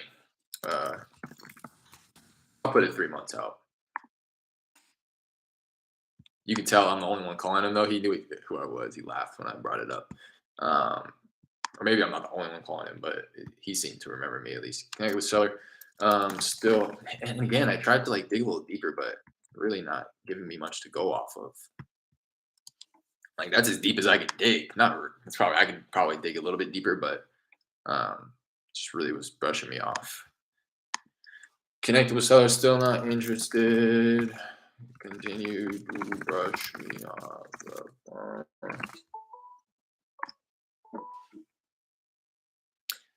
Hello? Yes.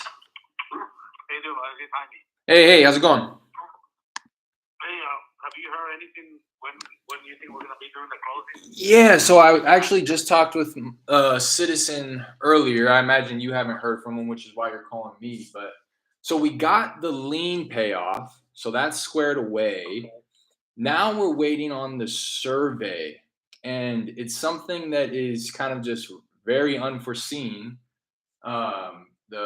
The Linda over at Citizen, she says that she's been doing this for 25 years and she's never come across this. What happened was the survey or the plat drawings were damaged. The city's original copies were damaged in Hurricane Harvey. So they have them, but they're water damaged. So now we're trying to figure out how we can move forward either without them or get a copy, an updated copy of the plat drawing where it's legible. Essentially, again, we have it, but you can't see anything on it because it's water damaged. And for us, it's kind of necessary in order to move forward because what we planned on doing with the property was adding a bedroom and a bathroom to the back of it there. So in order to do that, we're going to have to pull permits from the city, and the survey is kind of important in order to do that because the city will be involved. So I talked with Linda earlier this morning, probably about an hour ago. What she's doing is trying to get a hold of another older survey company to see if they have records that predate Hurricane Harvey, if that makes sense, to see if they have any visible copies that we can actually see. If not, we're going to explore possibly moving forward without the survey. But that's kind of where we're sitting right now. And it's like pulling teeth trying to get information from the city of Pasadena, apparently. As we've been waiting on just getting the simple information from them. So right now it's kind of up in the air. We're still figuring out, again, whether or not we're able to move forward with a different survey company that's going to get us what we need, or if we're able to move forward without a survey. We're hoping that the first one's going to happen because, again, if it comes down to moving forward without a survey, we're not as confident because of what we planned to do with the property. But we should hear back. I'm hoping that Linda gets back with me before the end of today to tell me which direction we're heading in, one way or the other. Does that make sense? I know it's just kind of a lot of information. Yeah, I understand. Yeah, it's a lot of detail stuff they gotta go through and everything. Yeah, and like I said, it's kind of a bizarre thing, because of the hurricane. Linda again was telling me she's been doing this for 25 years and she's never come across this, so it's kind of new for everybody. And we're just trying to navigate, how it is that we're able to move forward here. Okay, no, that's fine. So it'll probably be maybe another week or maybe next week, I guess. Yeah, again, we're at a point now where like so many variables are popping up. I don't want to make any promises. Rather, I'll just kind of keep you up to date as I get the information, and then we can kind of move forward as we receive the information. Okay, then, because I'm only working till Wednesday, and I'm gonna work Thursday till about noon. Then I'm leaving. I'm gonna be out. I'm gonna be out Thursday, Friday, Saturday, and maybe Sunday. Okay. And I'm gonna be at the place where my phone don't have any reception. Yeah, you going up to the ranch, huh? Yeah, I'm taking some customers. Yeah. From where I work, and we had a lease over there in Hartford, Texas, and I'm gonna take two guys over there. They're gonna hunt some deer. So, Yeah. I'm gonna go with them. Cool. How was your Thanksgiving, by the way? Oh, it was great. Well, it was a nasty damn weather. Yeah. I'll stay at home just watching movies, and we went to my father-in-law's house for a while. And we were only there for a little while. We ate some turkey and just got back home, and that's it. How was your Thanksgiving? It was good, and I asked that because I wanted to see how the father was doing. I know you had mentioned he was a little ill. Yeah, he's doing all right. I didn't went to go see him. I talked to because my older brother is stays with him all the time. He's taking care of him. Okay. And I talked to my brother, and my dad is already almost 94 years old. Yeah. I was talking to my brother and my sister, and it looks like my dad, he's kind of losing a little bit of his memory. Right. He's been forgotten a lot of stuff, and he asked for people for friends that, they're dead already. They passed away, right. Yeah. So, yeah, we're a little bit worried about him, but he's doing all right. He's not ill or nothing, but he's just losing a little bit of his memory. I guess because of his age. You get to a certain age where 94 years old. You're gonna start losing memory. Yeah. 94. That's a feat right there. It's a long life lived. Yeah. It's a long 94 years old. Yeah. Well, I'll tell you what. I'm gonna keep him in my prayers.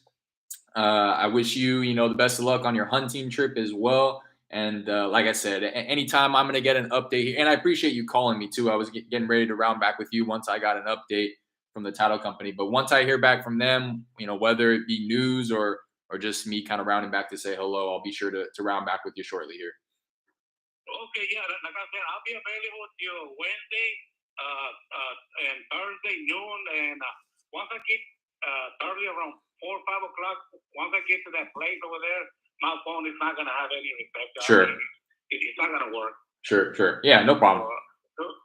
Just to let you know, we're going on that way. You don't say that I'm not calling back. No, yeah, I appreciate it. All right, Jaime. Well, thanks again for calling me, and I'll be talking with you soon, okay? Okay, well, thank you. Bye now. Again, super cool. That guy's like a dream seller. Swear. you couldn't have so many things go wrong and him still be in the spirits that he's in. That wasn't so bad. Huh? Yeah, I don't know if he caught it in the beginning. I was starting to trip, like over explaining all types of stuff, but he's so cool, bro. Um, Damn. So that's everything that I wanted to do today. I can't lie. I feel good right now, even though like stuff's still up in the air. Like the buyer's kind of on board. He just needs the survey. So that's just really all we need to figure out. Seller's on board. He's talking about, you heard him. He's like, oh, maybe next week, maybe the week after that. It's like, maybe, fuck, I don't know. As long as you're like, it's reassuring to hear him say like that he's willing to just hang out until it's ready, right? Which is really cool because I think I'm coming from a place, facts, definitely a good weight off your shoulders. Yeah. I think I'm coming from a place of, how can I put this? Back when I first started, the things that I'm saying to him right now may have been, I don't even want to say just me because I feel like other wholesalers do this. The things that I'm saying could come across as lies or like me just wanting to buy time, right? Like, oh, this is happening and it's out of our hands. Like, who knows when it's going to happen, you know? But I've been nothing but honest with him up to this point, and I continue to be honest, right? So he gets it. You know what I mean? God, I'm shivering here, bro. I need a heater. It's gonna be like 40 degrees in here. I'm gonna go peep to see if I can mess with the thermostat out there. God, it's because it's cold out there.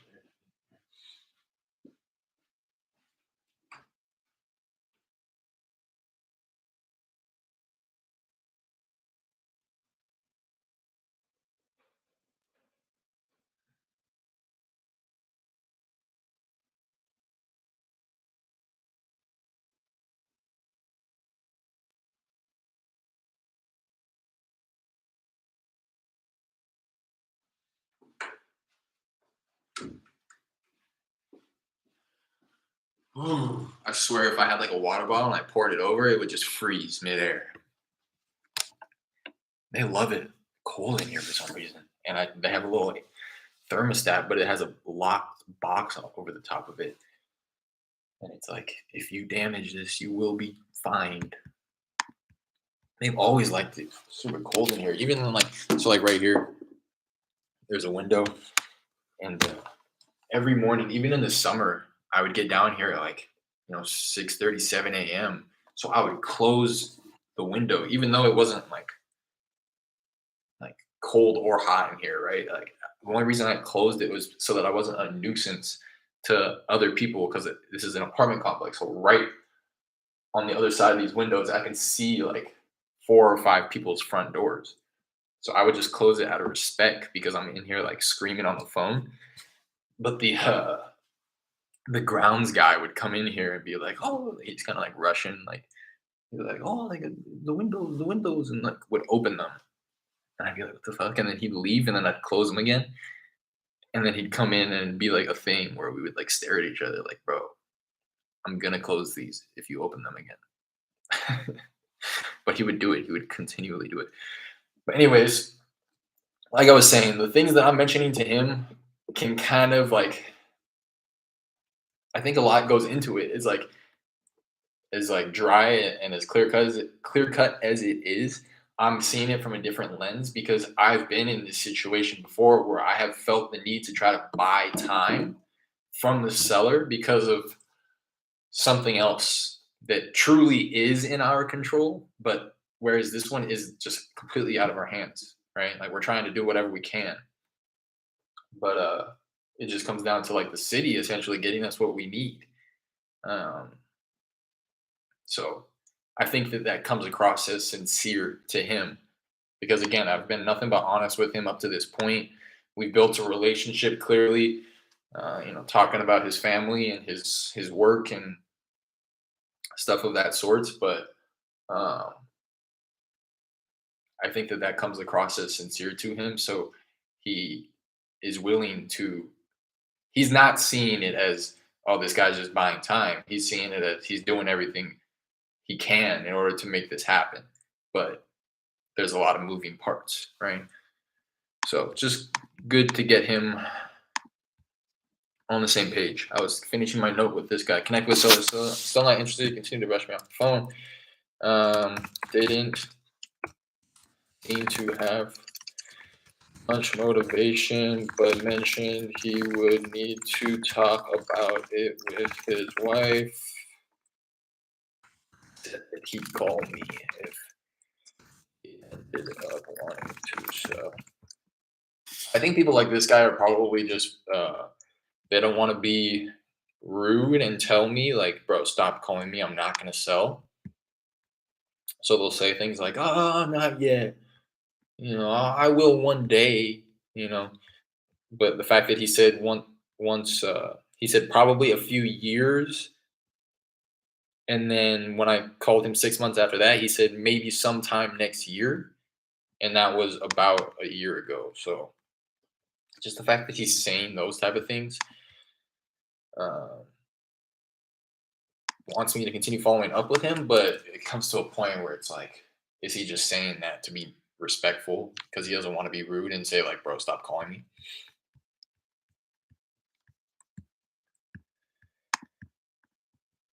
But I am gonna put a Spanish speaking tag on this one, Jared. I'm gonna put it out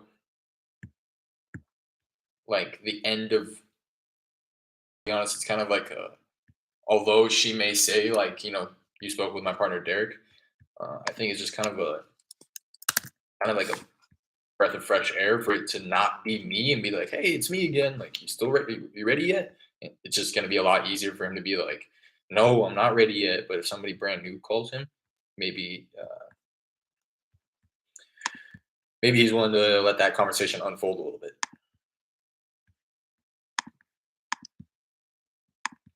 Damn, I can't even lie to you. That is a huge weight off my shoulder.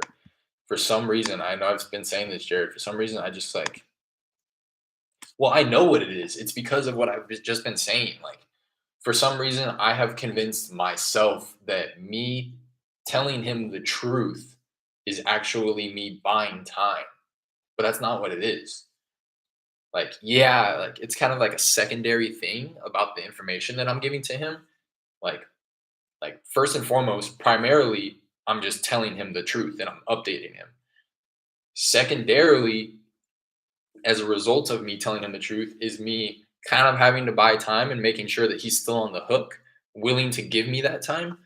But if I just enter into that conversation only focused on the primary goal of it, which is just to give him an update, provide him the information so that he's in the know, then whether or not he wants to give me the time is on him. It has nothing to do with me. All I can ever focus on is doing everything that we can in order to push it to the finish line. And we're doing just that. So spoke with everybody on that one this morning. Reached out to the eviction team. They still haven't gotten back to me. Again, they'll usually get back to me in a couple of hours, so no stress on that one. But it's funny. I feel kind of better about that one now than I do about this one. And you always hear it from people where they say like the smallest assignment fee deals are like the most troublesome. And it's true. This one's just going to be kind of a nominal assignment fee, but it's kind of stressing me out more than the one with the eviction taking place. With the eviction, at least it's just like that one did stress me out. But now it had gotten to the point where it was like, all right, fine. Like, you want to get evicted? We'll just hand it over to the professionals. And now it's kind of just like out of our hands, which is why I feel comfortable about it. And the fact that the buyer is the same way, like just she's like, yeah, let me know whenever you're ready. I'm ready to go. Sounds good to me. So she's not going anywhere. The seller's not going anywhere. We just need the tenant to go somewhere. For sure, that 30 days went by pretty quick. Yeah, super quick. Super quick. And based on, I was just kind of reading up about the eviction process as well again last night. Just kind of, it's funny. That's like my casual reading nowadays. Now that I'm so immersed, I was like getting ready to lay down for bed, and I was like, let me read up on the state of Texas eviction process. And it seems like it's just going to be dependent on uh, how backed up the courts are. But if they are not backed up, it's just going to be as simple as getting in front of the judge.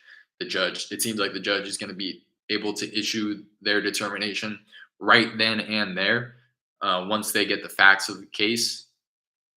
So it's just going to be as simple as like getting that court date. So however soon that court date is the sooner we can kind of start the tail end of the process. All right, let me call a few more folks here. Oh, I wanted to put a note in here.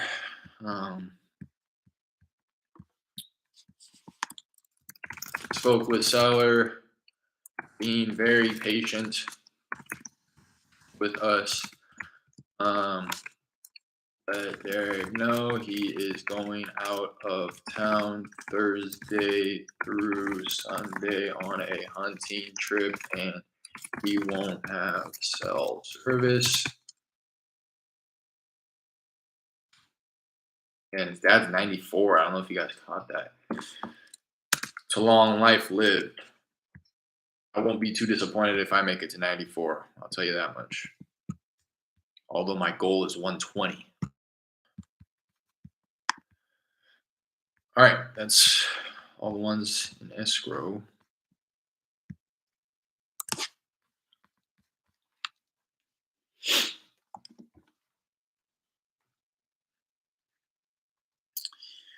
This woman said 6 months, 3 months ago. Let's give her a call. See if I can stop my teeth from chattering while I'm calling out. Maybe I just need a new space to dial, to be honest. The only reason I come down here is so I don't disturb my fiance in the apartment.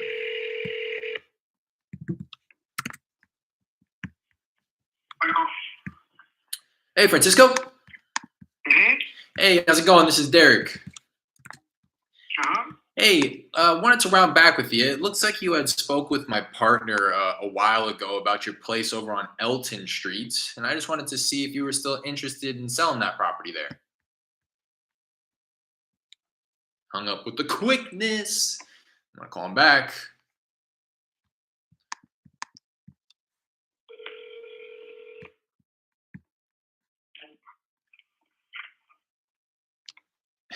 Answered and hung up.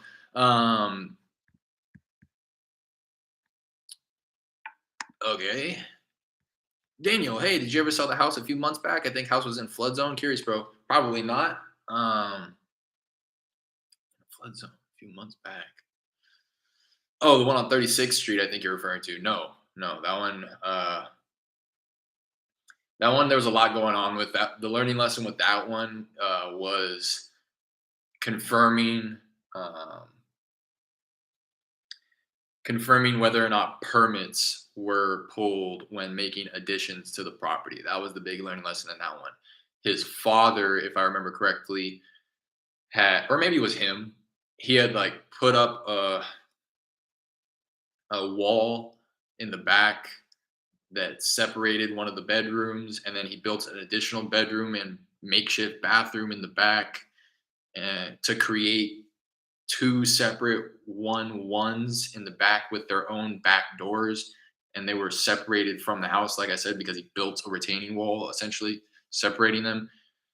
But he did all that without pulling permits. So buyers walked it and we're like, well, we're gonna have to tear that stuff down, and that's gonna reduce the square footage by 300 feet, which is going to reduce the overall value of the property by 30,000, and it's going to cost money in order to do all that stuff, which is going to increase the rehab budget. You know, there was just a lot going on, and it was in a flood zone. It was just locked up too high, essentially. Stuff was selling in the area. There was some new development going on as well, but it would have had to gone for lot value. We were looking at it as a rehab play. So that one did not sell. I'm assuming you're talking about that one. That's the only one that comes off up to top of mind when you're talking about flood zones. So no, that one did not sell. This one that I just called, interestingly enough, it threw me off because it looks like, Jared, you had spoken with the wife, Amanda. I got a hold of Francisco, and I was like, oh shit. Like, I was getting ready to be like, hey, Amanda. And then I saw you said Francisco's her husband. So I'm going to go like this.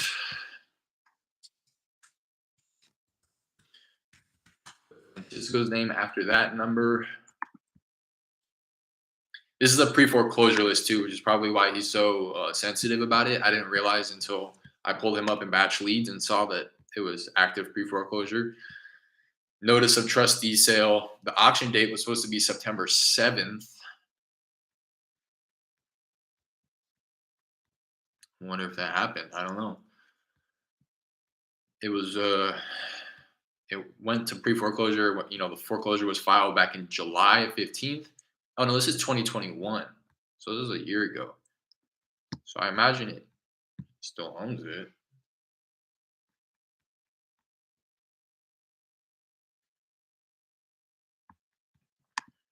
I don't know. But I'm gonna put in the notes.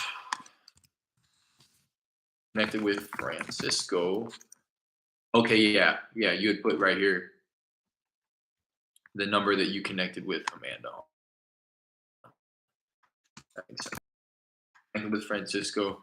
I'm not gonna call Amanda just in case they're like standing right next to each other, but definitely worth just following up with her moving forward. Oh dang, well, on to the next one for sure. There's been plenty that come after that, to be honest, Daniel. A lot of learning lessons this year. That's how I'm really chalking up this year. There's no L's, just lessons. As cliche as that sounds, this has been a huge year for learning, experiential learning, not like YouTube video learning or buying gurus courses learning, but like just really jumping into the deep end, swimming with the sharks type learning. Learning through failure. You know, I don't even know if failure is the right word. Just learning through experience, truly. Connect with Francisco, brought up the property, and he hung up. Derek called right back, and he answered and hung up before he could say anything. What did she say? In 6 months, she said. Okay. Follow up with Amanda on her number moving forward.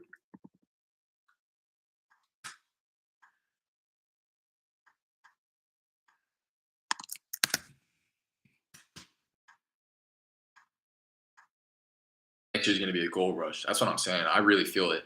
I really feel it. Like deep in my bones, I'm feeling like it's just going to be a matter of pushing through and getting these two that are in escrow, getting those two closed and being able to really start just tumbling the snowball down the mountain. I don't want, but at the same time, I don't want to like sit back and not do anything and like stop generating leads or stop following up with leads just to wait. Because that's something that I've felt victim of in the past as well, is like getting something in escrow and then just putting all my time, energy, and attention into the dispo side of things, making sure, and there's nothing to even be done. It's just mental space, like we were talking about earlier, where you had mentioned that, Jared. Just like a lot of brain space gets taken up, and you start spinning your wheels. Like, okay, well then the survey company and the plat, and like I did, like I think it's appropriate. It's one thing to like pull up a few articles and read a couple of paragraphs, but at the same time, it's not worth like sitting here and like really like contemplating on what could be done. Like I talked to everybody that I needed to talk to. We put some form of a plan in place.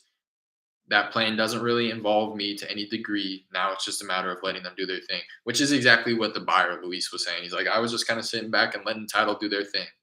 But now it's going to be on me, which is what I said to Luis. Okay, I'm glad that we were able to connect because now I know what's going on, and now I can stay on top of Citizen. That's really the only place that I have now in this whole thing is staying on top of Citizen. As much as they may not like it, staying on top and be like, yo, did you do what you say you were gonna do? Yes. Okay. Well, what happened? Okay. Well, what's the next steps? Okay. You do that. Do you need anything from me? No. Okay. Well, you do that then. You know what I mean? Because I get it. I know I mentioned this a lot, but in my old job, it's very similar. Adjusting claims, working in insurance, I was dealing with 150 files at one point, and I didn't know Joe from Bill and Susie from Suzanne. You know what I mean? They would call me, and I'd be like, "Who? What file? Oh, right. I haven't touched this one in a month. Okay, yeah, I can start getting on this one." It's like, what do they say? The greasy wheel gets the oil. The squeaky wheel gets the oil. It's like the louder you are.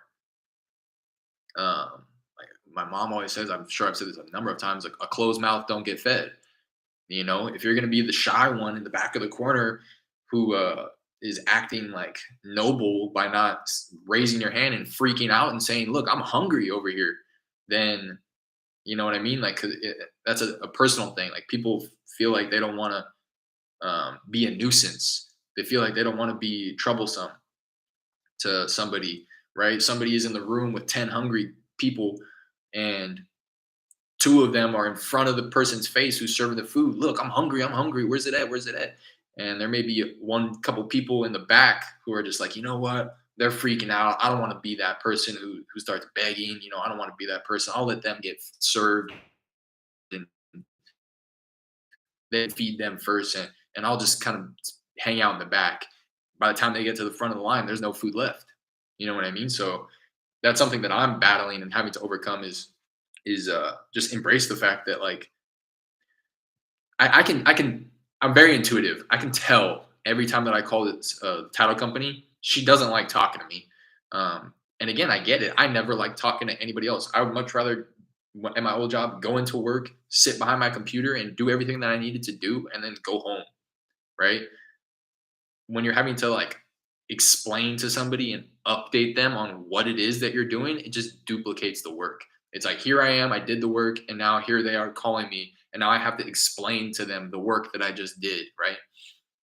But at the same time, um, I need that. I need that explanation. I need to be kept in the loop. So I just need to separate myself from the negativity of the feelings that I'm imposing on myself, right? I'm telling myself, I'm convincing myself that I'm a nuisance or that I'm annoying to them. But at the same rate, like, what's worse, being annoying or being broke? And I'd much rather be annoying than be broke. So, yeah, it's going to be me giving you a hard time. It's going to be me hounding you. It's going to be me hassling you for this information. It's going to be me staying on top of you every single day until you get me what I need. And if you're not willing to put up with that, then I'll go find another title company. You know what I mean? But at this rate, they've done everything they can. They've been good to us, title company, like, and it's just a matter of me getting out of my own head, truly. It has nothing to do with them. They can act however they want to act as long as they're getting the job done. Fine by me, you know.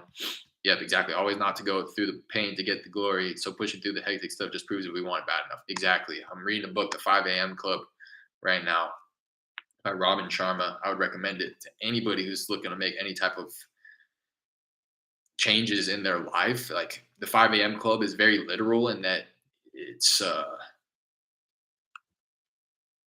thing that the book is helping you implement is waking up at 5 a.m. Very literal, and having an hour in the morning where everybody else is asleep to cherish and to use as your personal time. But it, the concept goes well beyond just waking up at 5 a.m. Right? It's like the mentality behind uh, setting out to do something and sticking with it, like you're saying, Jared, like pushing through it. Another one that I really like is called The Dip. I forget who writes that one. The Dip is the name of that one. I read that a number of times. That book is like 50 pages long, has pictures in it and everything. Perfect read. And it's exactly that, where you learn to do something. I think they reference snowboarding in the book, where you may get out there on the slopes day one and you're gonna fall, you're gonna fall, you're gonna fall. But then at the end of day one, you're gonna ride the mountain without falling, and you're gonna feel this huge sense of accomplishment. be like, I did it. I didn't fall, right?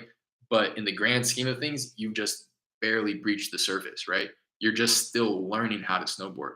And what separates you from not falling and being able to ride the mountain and a professional snowboarder is this giant dip that you have to go through, this huge learning curve, where 99% of the people quit. And it's about pushing through the dip to be able to become an expert, a professional, a master, whatever it is that you want to say, right? Uh, but it takes going through the dip and honestly pushing through all that BS that comes along with it.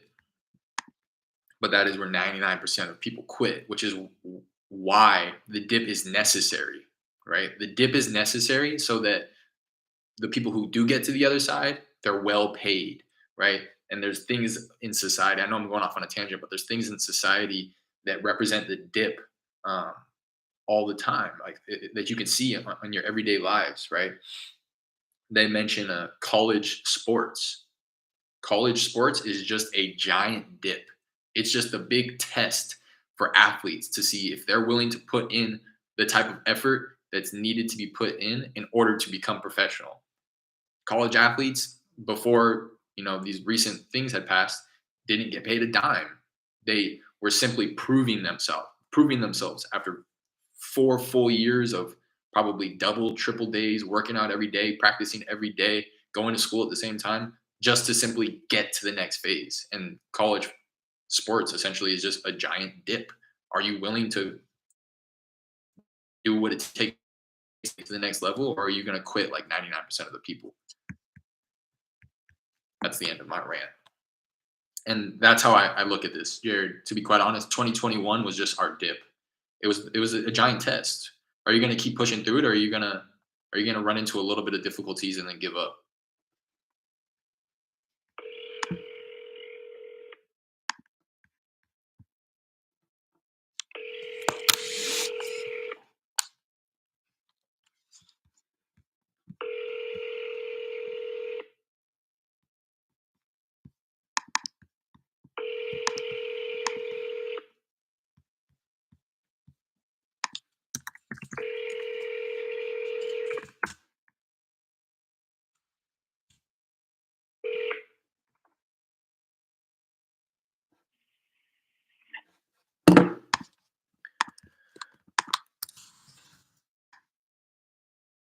In here, just in case. I know, Jared, you're not much of a reader. Just in case Daniel wants to tap in, The Dip by Seth Godin. Seth Godin is a very he's much more than just an author. He was referenced in Joe Rogan's podcast the other day by some other like philosopher he had on, but he was referred to as a deep thinker. And I like people like that who just they don't think surface level. They think,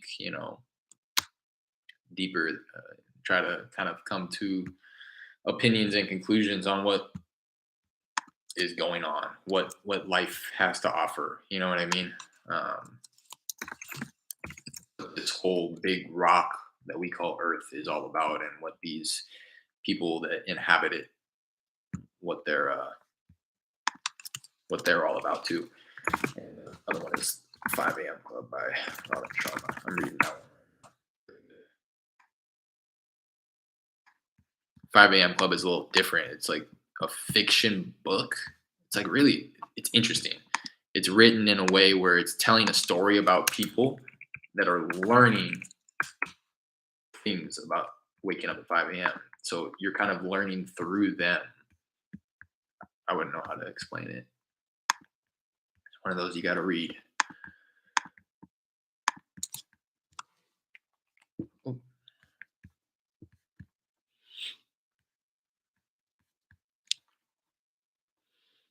This just seems like the worst.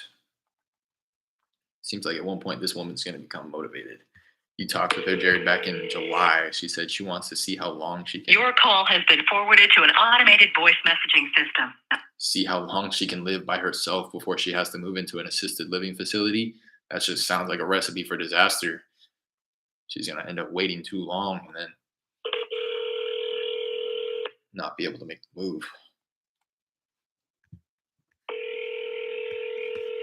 Your call has been for.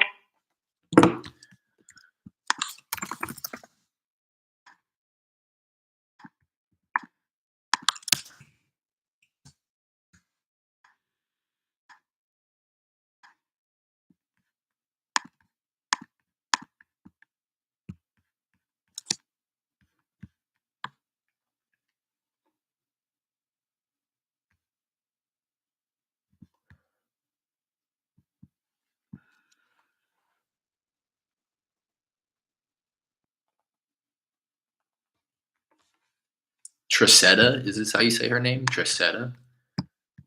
She's got a pretty good lead. Let's go. 8, 3, 2, 6. La la la la la la. Let me try her once more. Can't have you guys out here vulturing the leads as if there's like hundreds of people watching this. Please leave your message. Voicemail.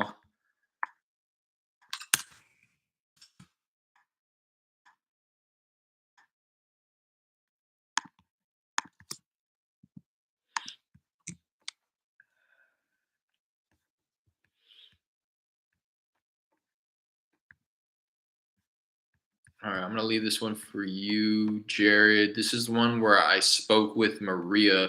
I think you had knocked the door and spoken with the son who said that they wanted to sell, but he would have to talk with his mom. At one point, I had skip traced it, I think.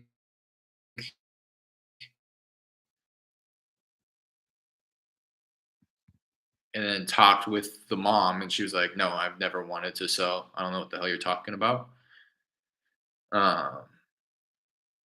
So I said I was just going to leave it up to you to either archive this one or follow up a few more times. If you do decide to follow up with the son, I try to get some clarification. Oh, here's okay. The son's number is in here. Let me give him a call.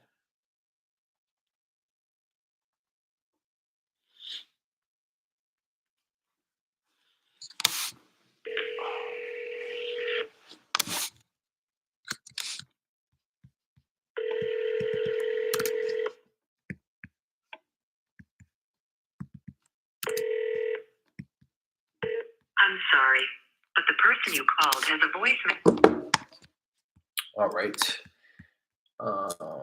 Attempted the son. No answer.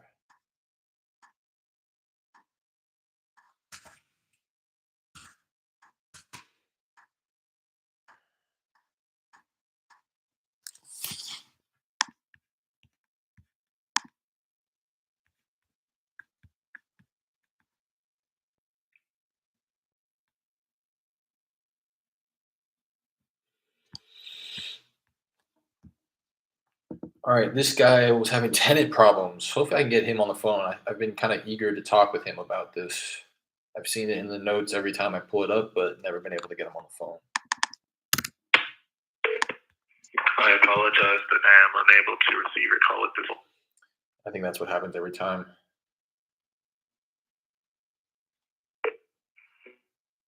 I apologize.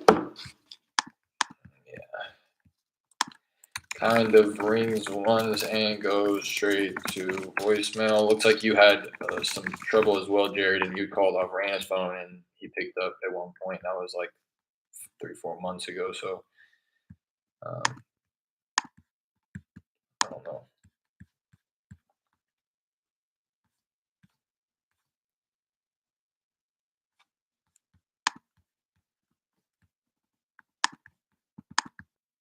Can you try that Jim guy before you hop off? He hasn't answered me. Jim, which one was he?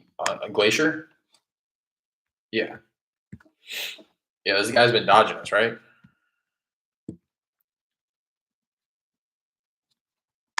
Yeah, we'll give him a call right now.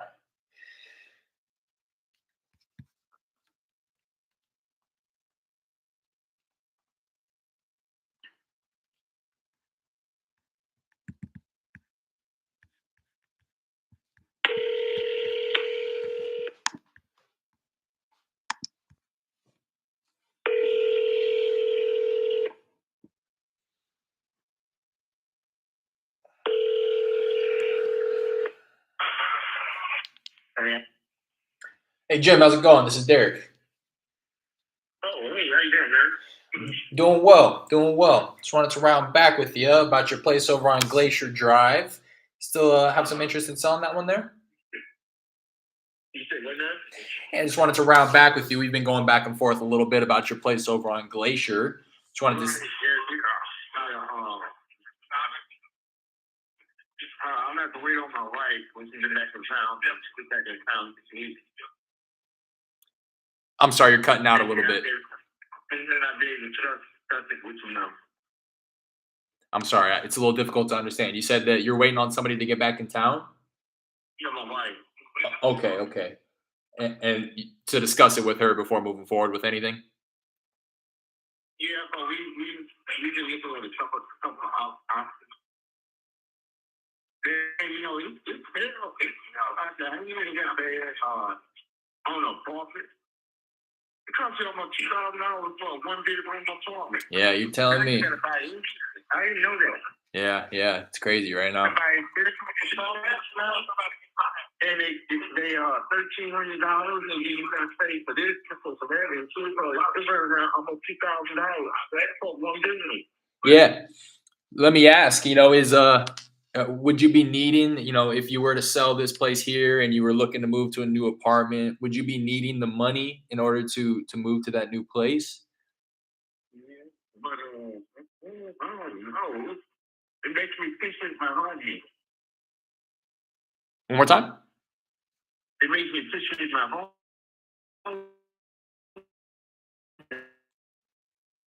I'm not what now? I'm saying it makes me chase my home more. Oh, definitely. Yeah, I hear you. I mean, the fact that I do own a home, I feel hard if you don't own a home and don't have a choice. Yeah, I hear that. Well, Yeah. that's kind of me and my wife looking at it. Put the money into it and fix it back up or get a place in it. So it really let me go put the money into it. Yeah, that makes sense, and that's something that you've considered. Because I agree. I mean, if you have the means to do so, and you're willing to kind of jump through those hoops in order to do that, that's going to be the best route. I know the last time we were talking, it was seeming like you were kind of wanting to get it taken care of quickly, and that's the only reason I ask. So whatever I do, I'll get back in touch with you and let you know. Okay, yeah. Just so that I know, you said that she was going to be back in town next week. All right. Okay, if I don't hear from you in a week, is it all right if I round back maybe the tail end of next week here? That'd be about right. Okay. Sounds good. Have a good one. Thank you. Just kind of dragging his feet a little bit. I can pay for his move and deposit first month. That's what I mean. He's bringing new stuff up. This is going to be one that, as long as we round back with him every so often and have a conversation like that, I think it's just going to be a matter of time before his motivation catches up to him. When I talked with him the other day, he was literally like, I don't want to walk back into my house. I'm so depressed, and this property makes me feel this way. And now it's like, oh, we may fix it up. We may. I didn't realize it was going to be so expensive. It makes me appreciate the house. Maybe we just fix it up. Yada yada yada. It's like, no, bro.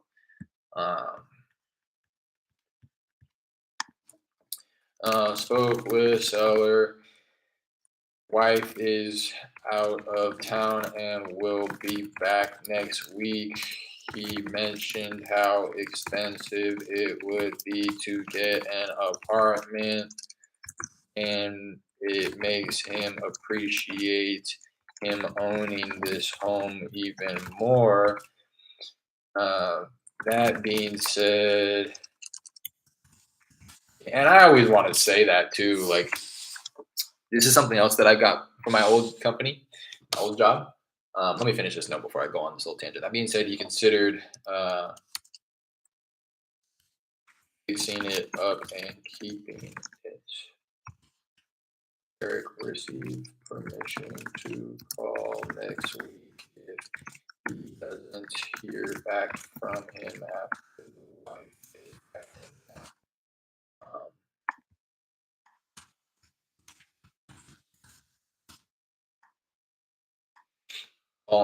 Last day of the month, Wednesday the 30th. I'm going to reduce his label status from hot to warm. Uh, stay on top of them. If they were, they would have. Exactly. They're not going to do any of that. But something that I got from my old company, very similar to pitching a cash offer versus like something creative. In my old job, in order to settle an insurance claim, they would have two options. They would either get a lump sum payment or they would get paid out over time. Literally the same exact thing. You see it so many different places. You see it with the lottery, right? Yeah, you won $1,000,000. We can pay you all at once right now, but you're only going to get 600,000. Or we can pay you the full million if you get paid out over the next 50 years, right? Same with creative finance. Well, I can make you a cash offer for 100 grand. I can get you the 200 grand, but I'm going to have to pay it off over 30 years, right? Same thing. But what you want to do is, and this is something that I got from my old company, in negotiation, you want and I didn't do the best job of it right now, but you want the option that you want them to pick to be the second option that you pitch, right? So when you say, like, let's in this case, like what I should have said, and that's why I said I could have done a little bit better job. Like, yeah, well, hey, if you have the means and kind of the time and energy resources to fix up the property, I recommend that you do that. If you're willing to jump through those hoops and kind of like put a little bit of a negative sense to it, or you know but if you're wanting to just get it done quickly and start stacking these benefits, get it done quickly, get paid cash all at once, and we can cover your moving expenses, the first month's rent, all that good stuff, we can do that, right? And we can get you a cash offer. Again, the point of me saying all this was, if you're ever going to propose two options, propose the option that you want them to pick second, and kind of point out why the first option wouldn't be the best, um, and then lead into the second option that you want them to pick with a bunch of benefits, right?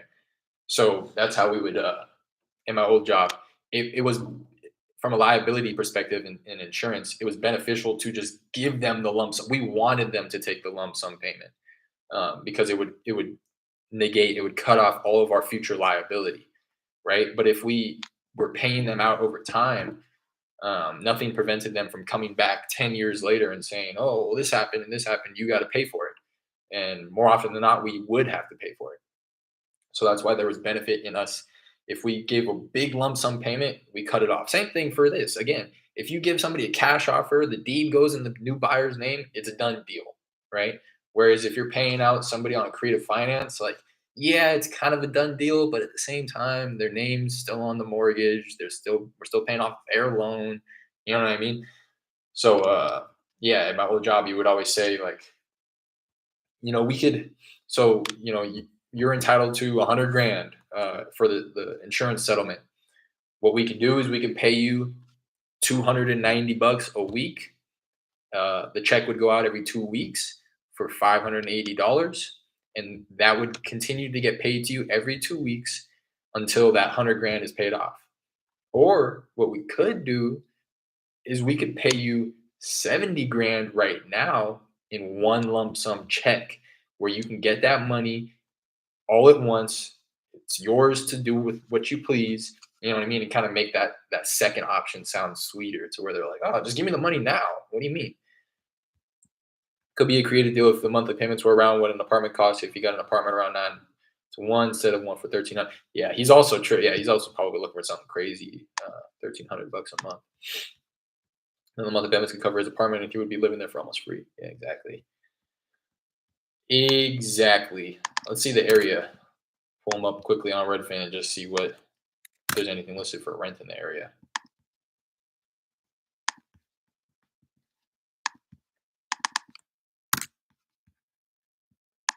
Although the place needs a full rehab, so it would have to be something super sweet, like $0 down, like interest only payments for a certain amount of time. 4 bed, 2 bath, 1,700 square feet.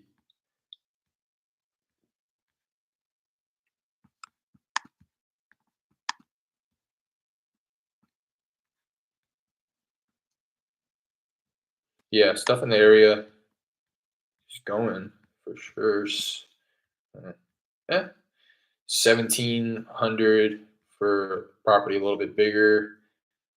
1,900. These properties are all much bigger, but here's one for 1,800, smaller. Yeah, so it's probably 19, 17, 1,800, 1,900. These are kind of all across the zip code, so I guess it depends. But anywhere in that price, yeah, exactly. Where if we can get him maybe close to 1,000 a month, 1,300 a month would be a pretty good apartment. I know a few that charge like 9 to 1 for one bedroom in their apartments. Yeah, and I didn't know about his wife. That was kind of news to me. For some reason, I was under the impression that she had passed away, um, which was the kind of not cause but contributing factor to his depression. But anyways,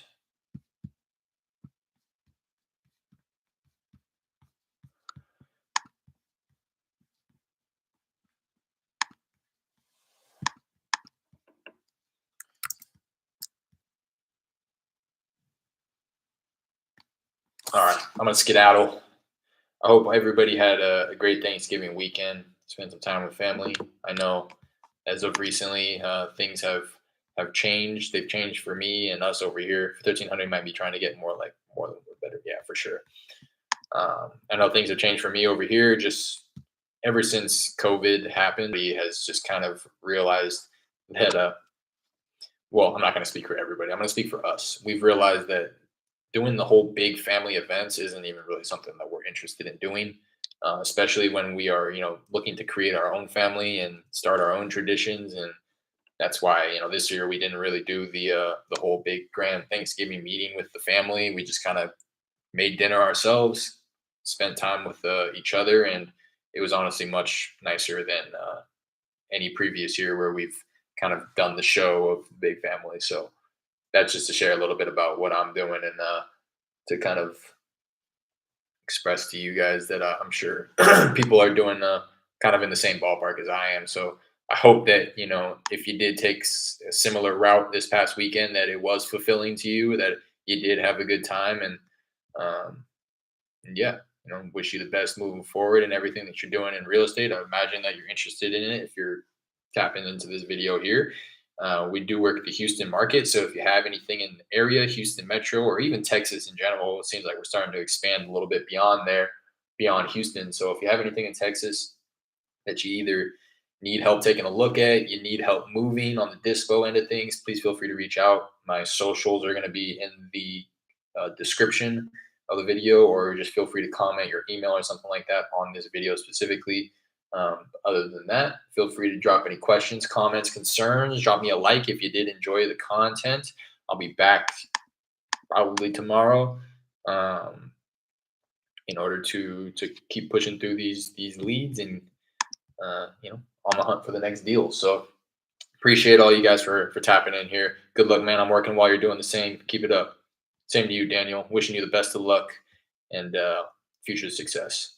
Till the next one, guys.